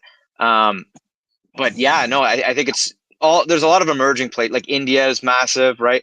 Like anywhere like South Asia, like you're saying, like there's a lot of places that I think just have a hunger for just more content right now, Yeah. right? Yep. Listen, and from my, I don't want to speak as a matter of fact here, but I actually think the Pro Ponja League, if I'm not mistaken, is actually opening up to internationals, and I bet travel there to India is going to be a lot easier for you, Mike, than to come here. Yeah. You know, I and think flight time. and if he doesn't know, like if Parv and I are friends, like he was WhatsApping me, Mhm. hey, I don't mind throwing you a bone and say, listen, Parvin, take a look at this guy, you know? Thank you. Appreciate it. Yeah, Oh, let's he just go. I wonder if he watched it. Literally just talked about how you might be opening up Pro Ponja to internationals. And Yeah. I don't know if you know who Mike Ford is, but he's certainly interested. He's the Malaysian champion and reigning Arnold Classic champion, super heavyweight. I Yeah. know Ryan Because I think Bowen's there. Hey, voice noted. Look, Mike, to Parvin, everything I just said. careful, don't show the phone Yes. number. Thank you, sir. Oh, just there's no I phone will, number. It just says Okay. it says Parvin. It says I Parvin. will spot you a beer. Hey, listen, when you see me, if you get hired on, you owe me dinner. It's Oh like- yeah. Don't worry. Don't worry. Don't worry. I'll give you the work around and- Ian. yeah, we're gonna go, and I want a buffet and fat guy style, you know. Yeah. You come here, I'll take you out. I go there, you take me out. How's that? Of course. Of course. Of course. Of course. All right, all right. Yeah, there we go. Henry Nearing. What's up, all y'all? Young Henry. I spent Is some Henry time in the with chat? Henry. He is. Yeah. Hi, You should invite him Henry. in. How are Invite you, him in sir? here. Invite him in here. Come on in, Henry. All right, Henry, if you're still there, I'll Henry. send you a link, brother. Henry was my roommate in Colorado. Oh yeah, awesome. Yeah. Yeah. He's a lovely, lovely guy. I tell you, that kid is super smart. Super smart. And a lot of fun. Hey, Yeah. I He wonder if seems like a good Parvin. dude. I wonder if Parvin would ever come on a podcast with us. Just shoot the shit. Yeah, that'd be awesome. Yeah. Like I'm gonna send him the link. I'm sure he's busy. His wife is Ah, super famous. His wife is super famous. She's Bollywood. They got like the chances of him jumping on here are probably slim to none. But I sent it to him. Anyways, I'm gonna say join in if you have the time. He's yeah. Then great. send He's a send great Mike dude. Ford to Propanja, and Mike, if you need a guy to do the arm rubbing thing, like I'm in, man. I'll help you out. Please come. Please. More than happy to have you. Yeah, I've been wanting to go to India for a long time just to try to check it out. I might go in October with Raul Whoa, and okay, yeah. yeah, Okay. he wants Powerful. me. He's gonna introduce me to Parvin. And what's awesome about it is, do you know Parvin and I used to live very close together when he's Canadian. He's Indian descent from Brampton, and I used to live in Brampton. And his wife is like a superstar, and she's politically involved in arm wrestling too. Like he's like Amazing. that whole family's killing it, you know. Yeah, And no, that's awesome. yeah. On that So note, I though, don't know if I do have to run. Unfortunately, I do gotta jump out of here. Sorry, guys. oh crap. So I know, I know. okay, bye. All right. See you guys. But at the end of the Take day, care. like Take care, man. I'm hoping, yeah. So I'm trying to see if I think he left. I'll give Henry a quick call, ask him if he wants to jump on. He's still there. Look at his head. He thinks he's off. Mike, he thinks he's I think. off. I think he is. Hey, do you want to jump on, buddy? Do you want me to? Yeah, come on. Okay, It's give me just like 2 minutes. Yeah, no, that's Henry. All right, my man. All right, see you in a bit. Bye. yeah, it's such a Uh, Henry question. should I tell him or should we just leave it? See how long he goes before he realizes. Is that I think it's the StreamYard issue, not him. I think he's off. all right? I'll just remove him then because it's kind Ah, of. there you go. Or I should have kept it. It looks so funny. Yeah, no, Mike, I honestly feel like, and I told you this, it's not gaslighting. I think I'm very, very, very interested in your side of the world and the people in it. And Yeah. I think a lot of times they're marginalized. I don't think Malaysians, Indians, I know you're different. I'm just saying, I don't think Asians, Malaysians, Indians are really regarded as strong people. Polynesians, Yeah, maybe, yeah. you know, Gen- not maybe. Polynesians for sure are Yeah. respected in the street, but for the Yeah. most part, and now we're seeing Japanese, Chinese, Malaysians that are just as strong as anybody else has ever put an elbow Yeah. on the pad. And I But think you you know, could do a yeah. lot to represent your community and your people. I was shocked. I'll be honest with you. I wasn't sure what to expect from you, but I didn't expect that. Okay, Yeah, yeah. And then appreciate it. I had to do some rewiring of my own brain, and I'm like, you know what? When I get home, I'm gonna call that guy and I'm gonna offer him something to do, which we're not gonna talk about yet because that event isn't being released. We're doing a soft launch on the at Mac 4 at the end of it. So, Okay, so but yeah, I'm so aware. it's the thing is with our region is um it's we don't have the top level pullers, not even the top level pullers. I think even the lower level top pullers overseas would come here and smack a few guys around on the table. And you have a lot more. The pool is much deeper for you guys. Whereas, guys like myself and a few other guys in the region, it's just us. So for us to progress, it's the rate of progression is much slower as opposed to even new guys getting to sport on your side of the world. They can progress so much faster purely because the pool is so deep, whereas our pool is so shallow, and we just unfortunately we're in a position where we have to make do and we have to improvise in order to make those steps and to get stronger. So for me, my particular case, I have to start looking like so now. Colorado was a good check-in, like a good Measuring uh, stick, litmus yeah, test, measuring. that kind of thing. Okay, so I know whatever I'm doing is it's working. So I got stops on a few big guys, a few big names. Okay, so now I'm going back to the drawing board, and I know what I need to do in order to push those next few levels up to achieve what I need to achieve. So for me personally, I will be implementing a lot more 2-on-1, just to feel those pressures that I felt in Colorado. So Mike, can you turn your phone to the side so you got a full picture?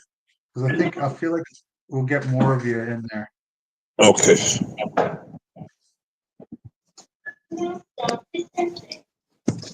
Oh, oh, there you go. Perfect. All right. Look how handsome you are.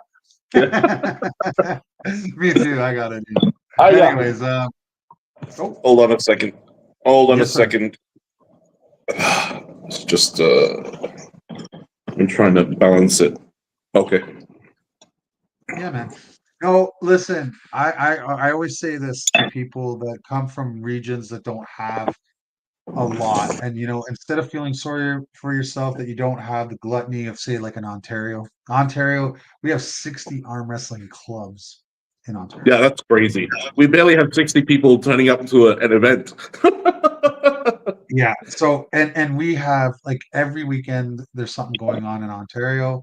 and we're drawing a lot of Americans because we border New York. We actually border a lot of states, right? So they just come on Yeah. over, and so our tournaments, like, I mean, the Brockfield Rib Fest had 340 entries or something. It was stupid. It was crazy. And it was just like, it's just a rib fest, you know what I mean? And like, it's not the Ottawa Open where there's 700 people or whatever, like it's bananas. But just like regular tournaments have crazy numbers, and that way, even in one weekend, you can have, well, the Arm Melter and Tweed Stampede are happening at Mac 4. That's just, we double book.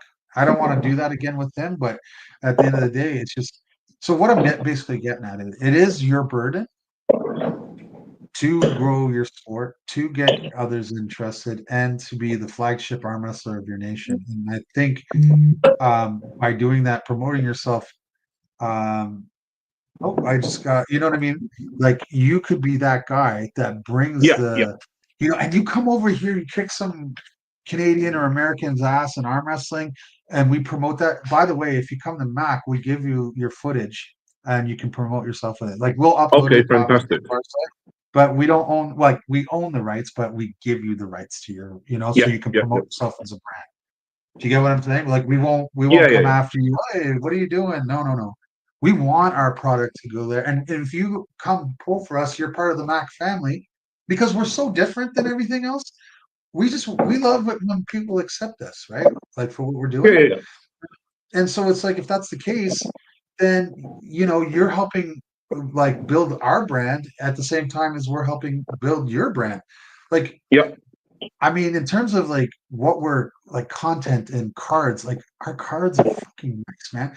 And when I am a little disappointed at like our socials, like, we have less than 3,000 subs on our Mac page, but yet we have videos where, one video has almost 200,000 views. Like, Yeah. guys, like, if you want us to continue growing, and help us out, send us send a like, like and subscribe. I hate Of being course, like of that. course. It's the truth, right? Like, Well, I mean, if you're getting the card like you sent me tentatively the other day, with the names involved there, then it's sure to it is definitely sure to do you want to hear the card that's at Mac 4, like, that is actually happening? the I'm not one saying the other one. this weekend. This weekend, I'll tell you what that card is. I won't say the prelims. There's some studs there too. We get Emil Anderson. You met him at Yeah, EVW. yeah, It yeah, was yeah, Philip yeah. Larson.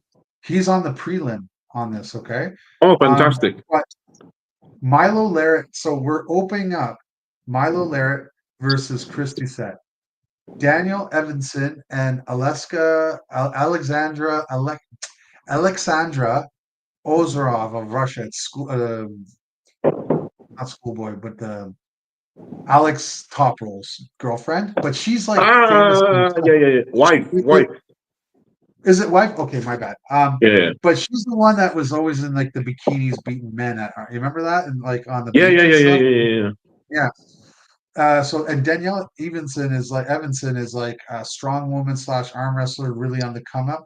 We have the debut of Mayan Shadarenguez. Okay, he is the guy that was beating I Devin know, left-handed.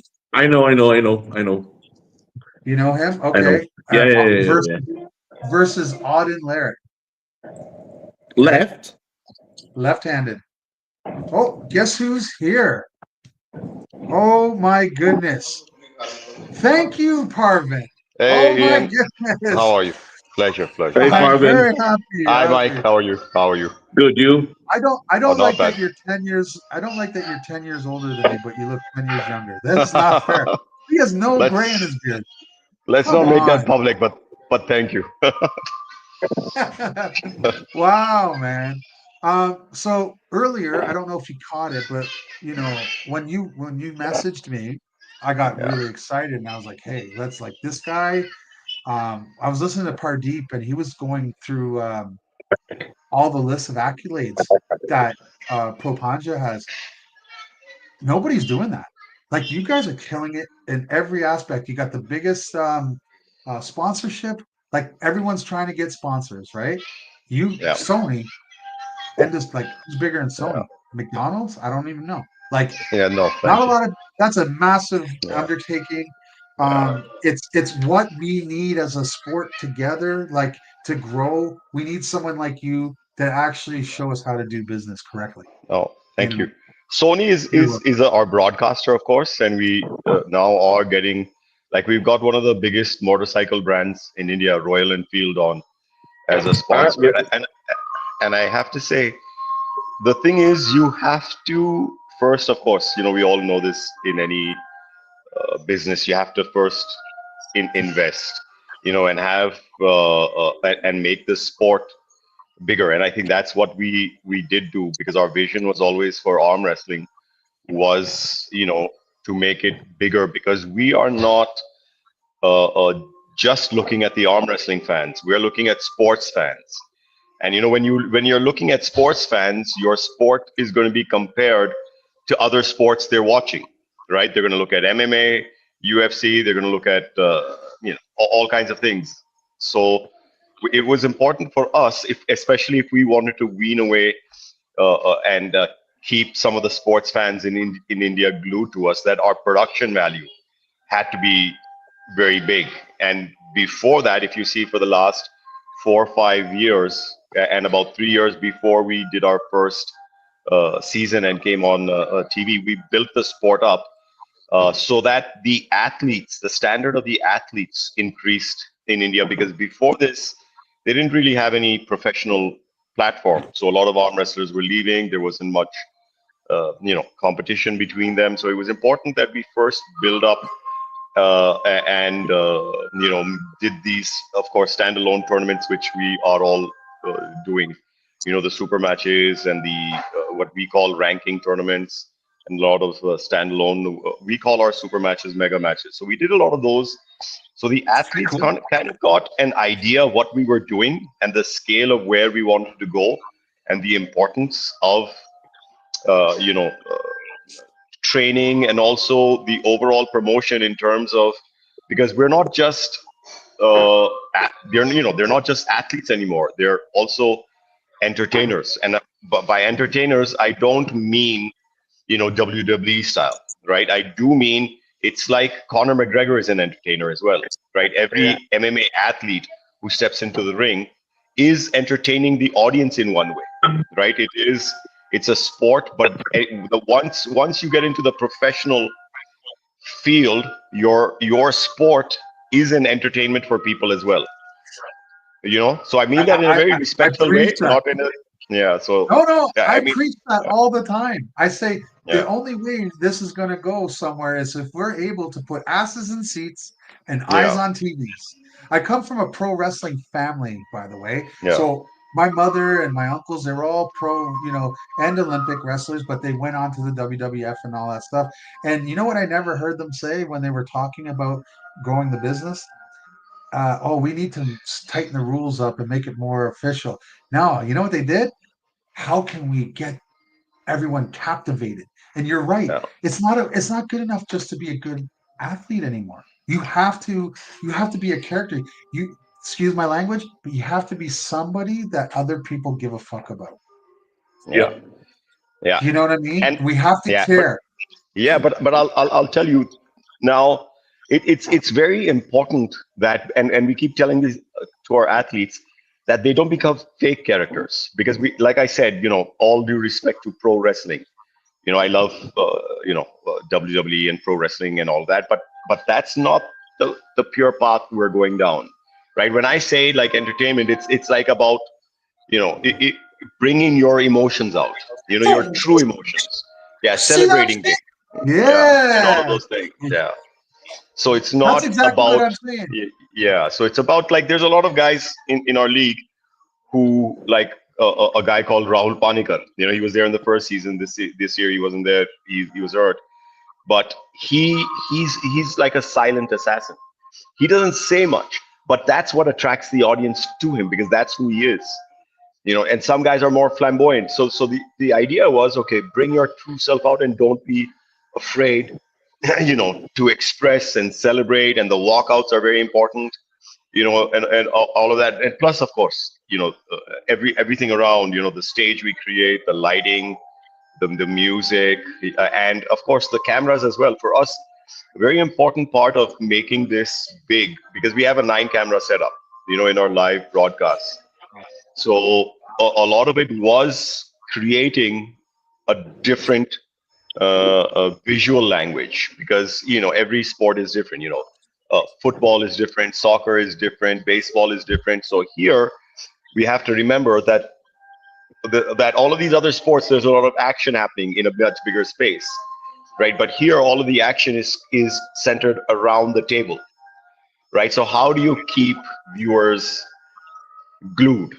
So there was a process we kind of followed to kind of make that interesting as well. And of course, we draw a lot of inspiration from what everybody is doing, and I feel we're all connected. And I feel that's why we get along so well. Is what we have to remember is the whole arm wrestling community is connected, and we learn from each other. But you're setting a standard. I'm telling you, we are learning. If you're sitting back learning and watching what others are doing, and either learning from the mistakes and or getting ideas to grow what you're doing, whatever you're doing is very good. Because let me look at it this way.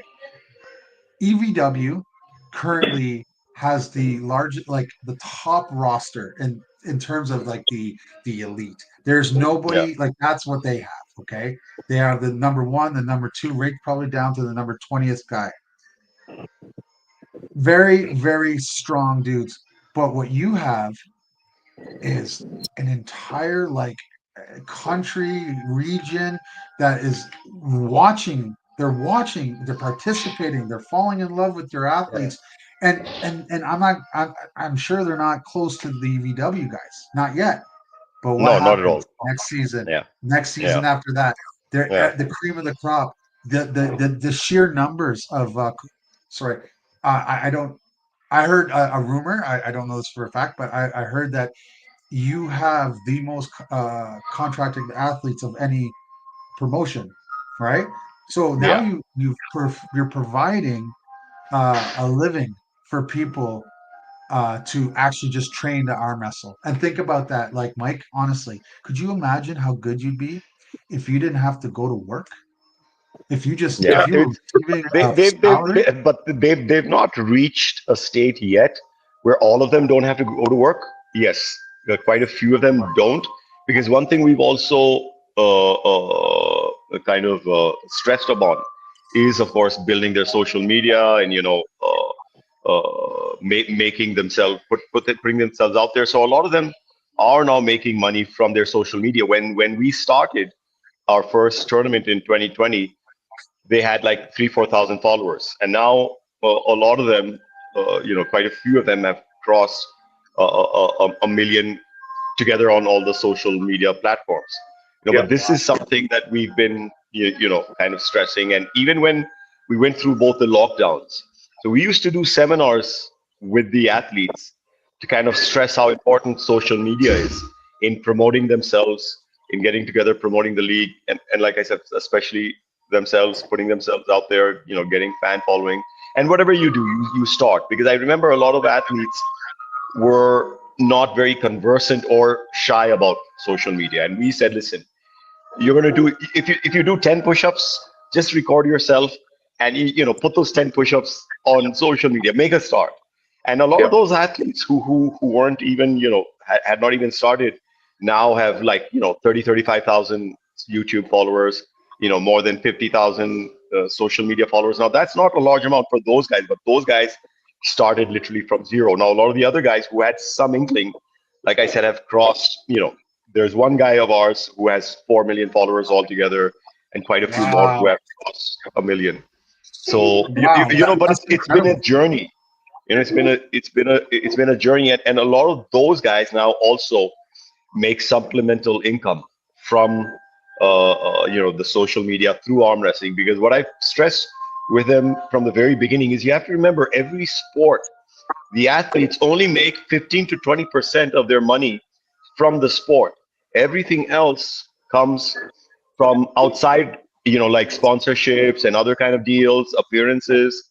So that's what we've been kind of, teaching them is you're not going to make all your money or most of your money from the league. What the league is going to do for you is it's going to brand you.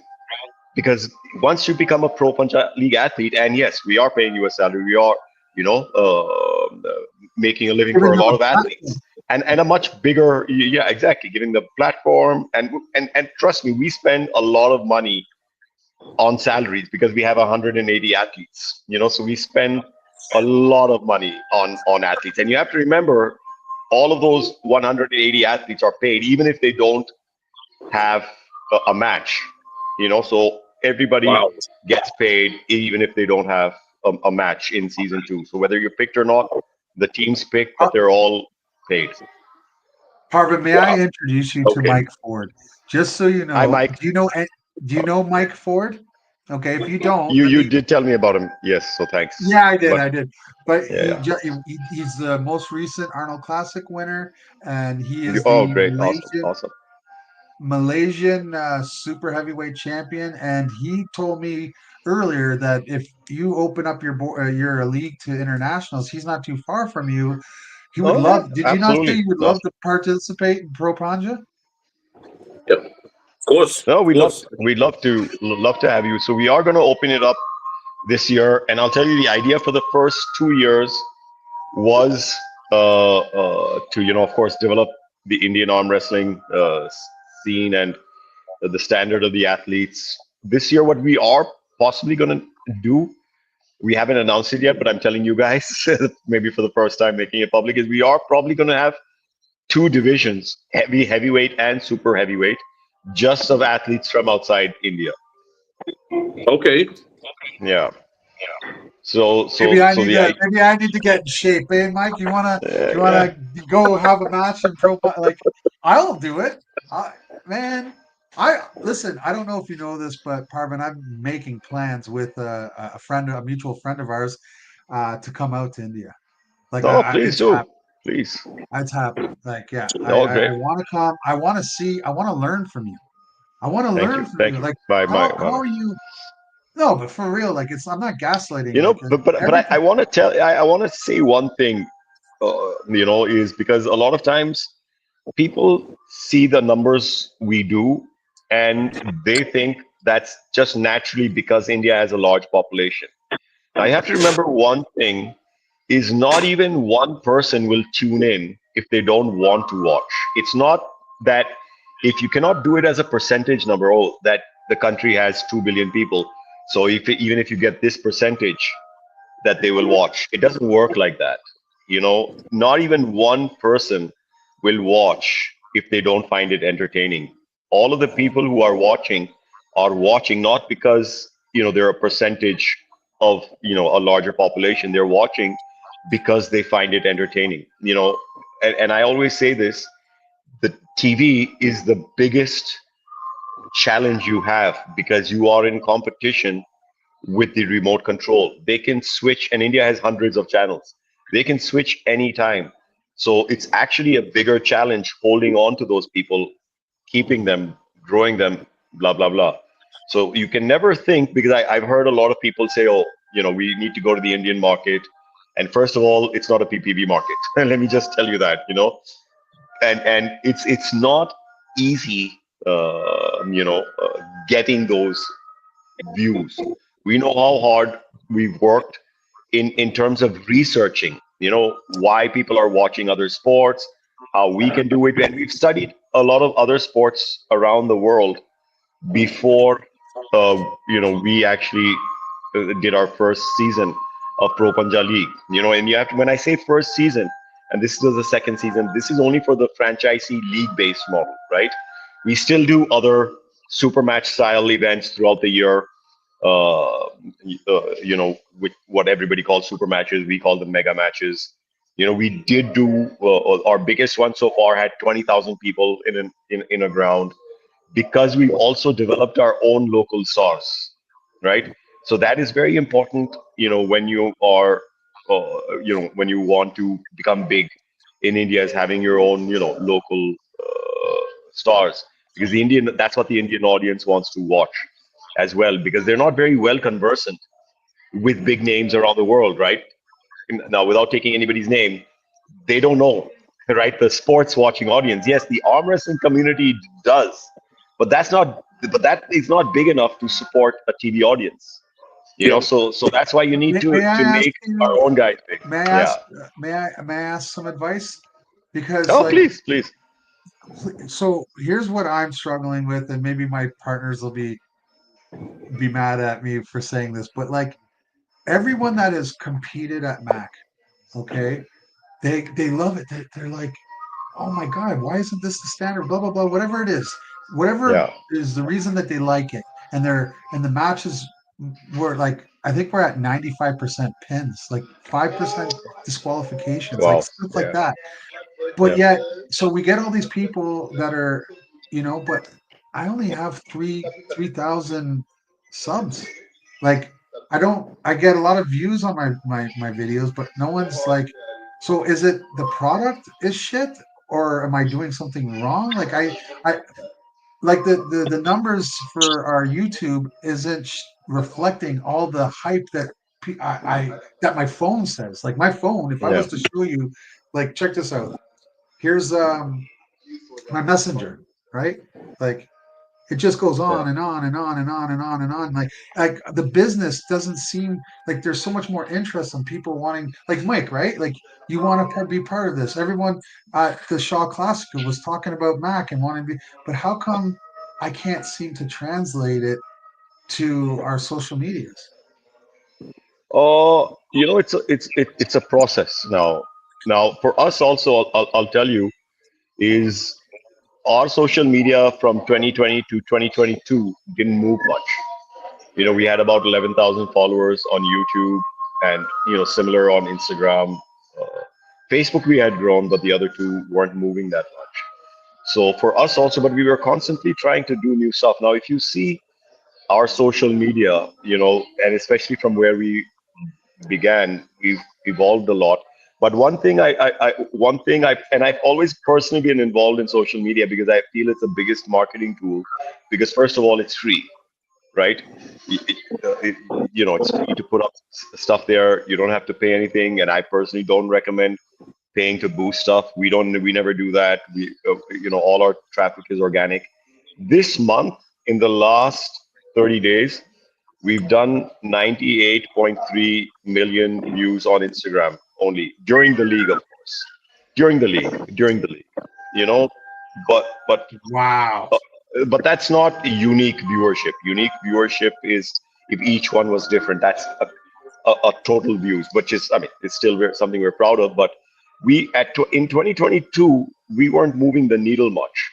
Now that's where we also realized that, listen, we need, we were trying stuff, and I personally was going through footage of an event we had just done, which was a huge event actually, because it was in front of the Gwalior Fort, and it was a massive event, and visually big, and I think because we did it that way, that is where people really started to take notice that this is a big sport, because our idea was also placing the table in front of big things. But also what actually happened was, because people actually have to see, right? How do you make something viral, right? So what we actually, and I was going through footage and trying to pick something a little different, right? So I actually saw one of the boys doing all kinds of shit on the table. He was like, and you guys, I mean, in Canada are very familiar with the Punjabis now. He was a Punjabi guy going on the table, going, "Brrrah, come on," and all that kind of shit. So we just took that piece and posted it, and it went viral, and that kind of set a lot of other stuff. So we constantly look at different ways of promoting, including the walkouts, different kind of music, the way we're shooting it, and we try to shoot all of these things well. But for social media, you don't need to shoot things really well. It's just our content which has been shot well and then placed there. So we just try to look for different stuff that normal people will find interesting as well. So and we constantly are looking at the insights. So if you look at the insights, 70% of our views are from non-followers, So it's about Yeah. making and getting content interesting. Of course, that can't always be the case. But now, even this year, we are starting to see people get interested in what arm wrestlers are doing outside of the table as well. And I think that's where you really start to get your social media moving, is when people are interested in the other stuff. So what I would recommend is you put out more like BTS, guys getting ready, or pumping themselves up, different kinds of stuff. So the main thing is you got to keep trying and innovating, try other stuff, and not just the regular matches, but you try other stuff to get the social media going. And how do you get people interested, more interested rather, in the athletes and and in the match that's going to happen? So that's my just 2 bits. But Well, I have to tell you, it's a process. So you have to, keep hanging in there. Like they say, you can struggle for 4 years, and in the fifth year, be the biggest thing on the it, planet. So what I well, would just say is you're and doing a that's what great job. happened. Yeah, yeah. So just you're doing a great job. So just stick in there and keep trying to innovate. That's all. I'm going to send you something because I actually think that we are kind of doing exactly what you said. It just doesn't seem to be translating. I'm sending you what we've done. It was called Road to Mac 4. So we Yeah. Okay. flew out Matthias, like he's one of our owners, but he's also like our pay-per-view platform guy and our production company. And he flew out and he did like a day in the life of Artem Taranenko, right? So he Yeah. filmed them going over and doing, practicing and training and going to a diner or whatever. And we did the same thing with Alan Ford. And we really thought, man, like they're really well done. In my opinion, like I'm not a professional critic. They are good In quality my videos. opinion, what's that, sorry?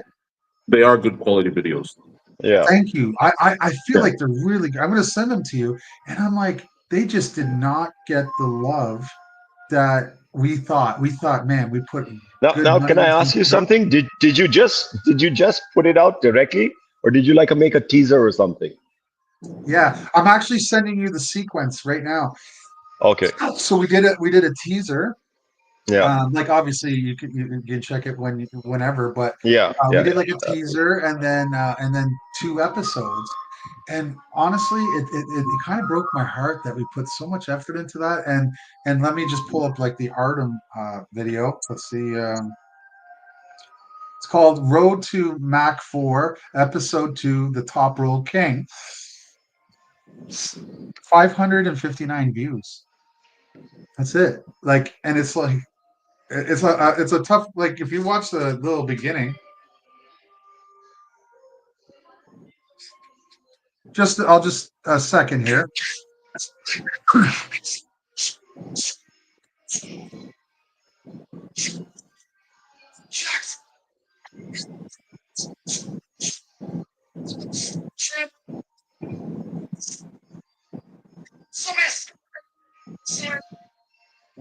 At 6 feet tall and 195 pounds.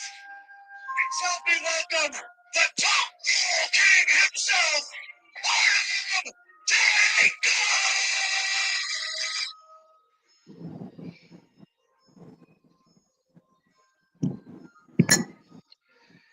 You know, I'll tell you something, Ian. Is one benefit I have is that I come from a film background, and in a film background, you're so used to people not liking your work that we develop a very thick skin, you know, and we also learn how to present something in a way which holds the audience attention sometimes is and I have to say that is one benefit of coming from the film industry. So you have to be very, very, before you put something out, you need to show it to 10 people, get there, but show it to people who will give you true feedback. What do you like? What do they like? What is, and we can have and we'll have an offline discussion on this. Sometime I'll May, may go I through the bring stuff. my may I bring my partner in with it? Yeah, yeah, please. But Okay. like I said, we'll do this offline. Sometime I'll go through the Yep. stuff and whatever little uh, uh, two bits I can help with in terms of the promotions and and how you put them together.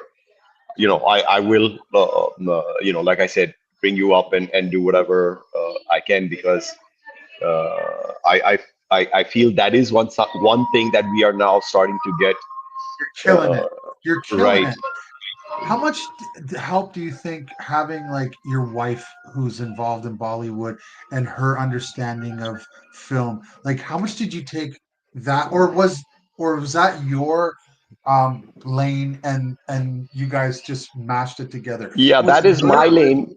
No, that is more my lane, and her lane is of course more networking and speaking to people and being the face.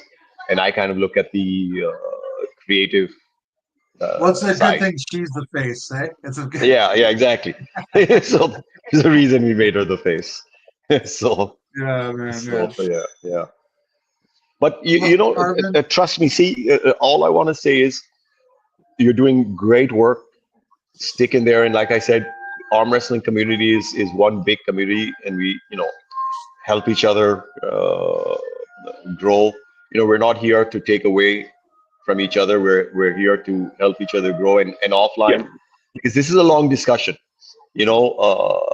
Promotions and teasers and promos are a long discussion. I'll send you some of mine, and I'll tell you please. why I came up with those ideas, and you'll kind of see what I'm talking about. Like the first promo we made, the arm wrestling shot was only for like 4 seconds in the end.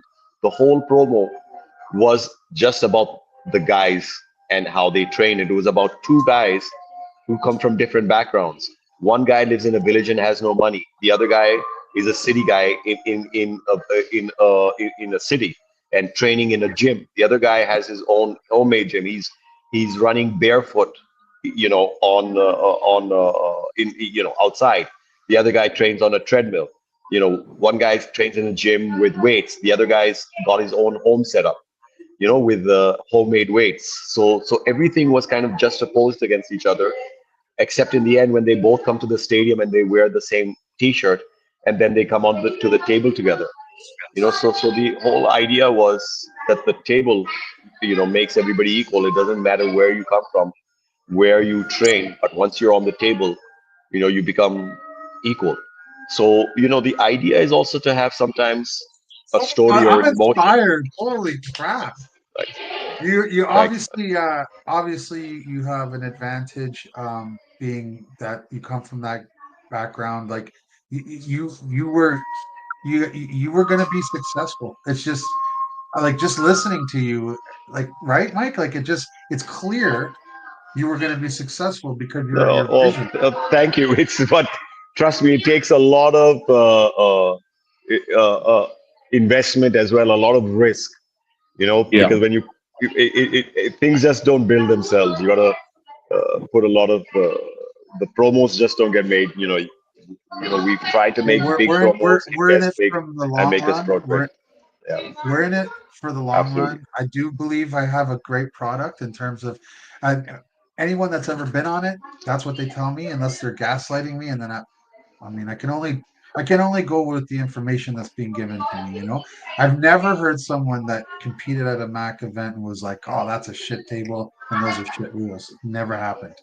Yeah. Okay, and the fact that we can get, I mean, our card, we have a 9 match prelim, and then our main card is 16 matches. We'll get that 16 matches with the lights, camera, action, all that. We'll get it in under 3 hours. I mean, we'd have to extend it sometimes because the way the matches Yeah. are. You know what I No, mean? no, you're doing a great job, and just keep improving, and that's all, and keep it going. You've got, I think, Well, enough I subs to break even and to start making some money, and just keep building on that. one day I'm gonna just say it. Like I would love to be able to come and learn from you, see what you're doing. Just watch I know I'm gonna when I do come, it'll be outside of your season, but one day I'm gonna come during your season, like maybe next year, Yeah, August. yeah. Please do. Trust me. I want to come It's see very it. different. Yeah, it's very different than what you see on in social media or in the content. Everybody who comes actually to the stadium is like, wow, this is you cannot capture kind of what we're doing. All in one shot. It's quite And big, you but think yeah, and you think that the pay-per-view model, like right now, we at our level, we have to sell tickets for guys to come in, and we have to sell pay-per-views for us to be yeah, viable. Okay. I don't know if that's what we want to do moving forward. I would love to have a platform like you where I could just give it out free and have hundreds of thousands of millions of views. Like that's what I would love to do, to reach yeah, more people. But right now we're too small, like to do yeah. that. Yeah, it's a catch-22 situation sometimes. It's like we had to do a couple of very big events and spend a lot of money to get Sony interested, for them to see that this is worth putting on TV, you know? Yeah. So to show them scale, to show them that this is a big event. So we had to do that to get them convinced. And even then, before we started our first season, they were really nervous because they had no idea what it's going to look like. Is it going to be big? Is it going to be shot well? Is the production value going to be going to be good? But the minute it came on TV, they were fine because they saw that we were making a very big production out of it, and they were pretty happy. So I, I, you know, I, I'm, but, I'm, I just want to say again, like I said it to you on text. I know you got to get going. yeah, I just yeah. wanted I to got to run say now. Sorry. thank you very much Yeah, for but sharing it's our been a link, pleasure. and thank you And for we giving will us. we will we will more as well. We're here to support each other, so we will again. Like I said, I'm not sure how many PPV buys you'll get from India, but at least it starts building the awareness, and so and it starts building the brand, and that's very important. So take And, care, Ian. Always a and pleasure. thank you for giving a crap about our brand, and like I really appreciate that because like you're killing it. And take care, and Pleasure. let's chat another time. Absolutely. Anytime. Take care. Cheers to everybody. Salute Cheers. to you. Bye. Bye. Bye.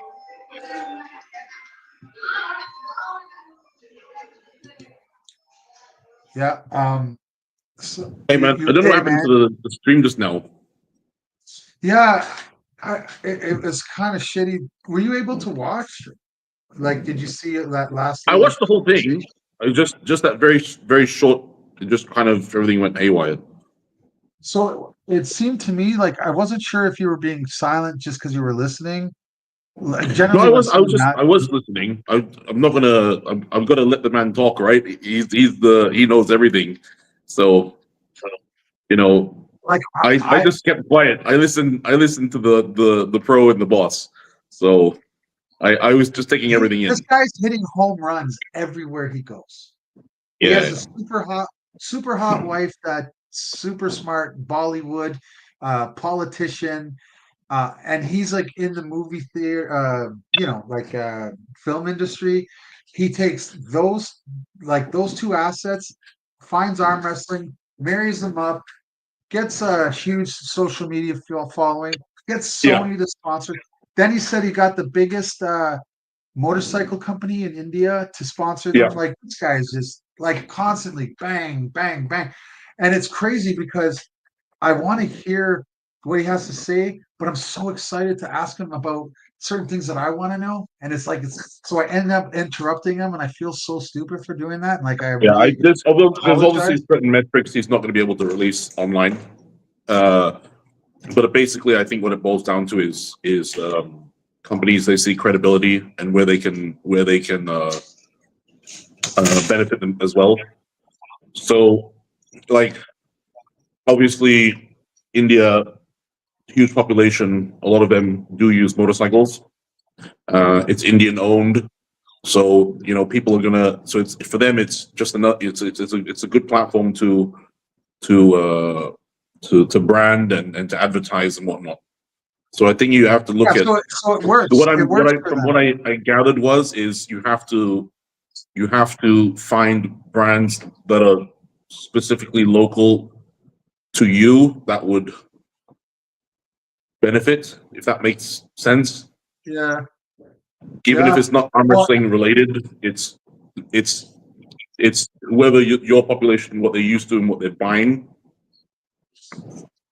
If that makes sense, I don't know if I'm explaining it properly.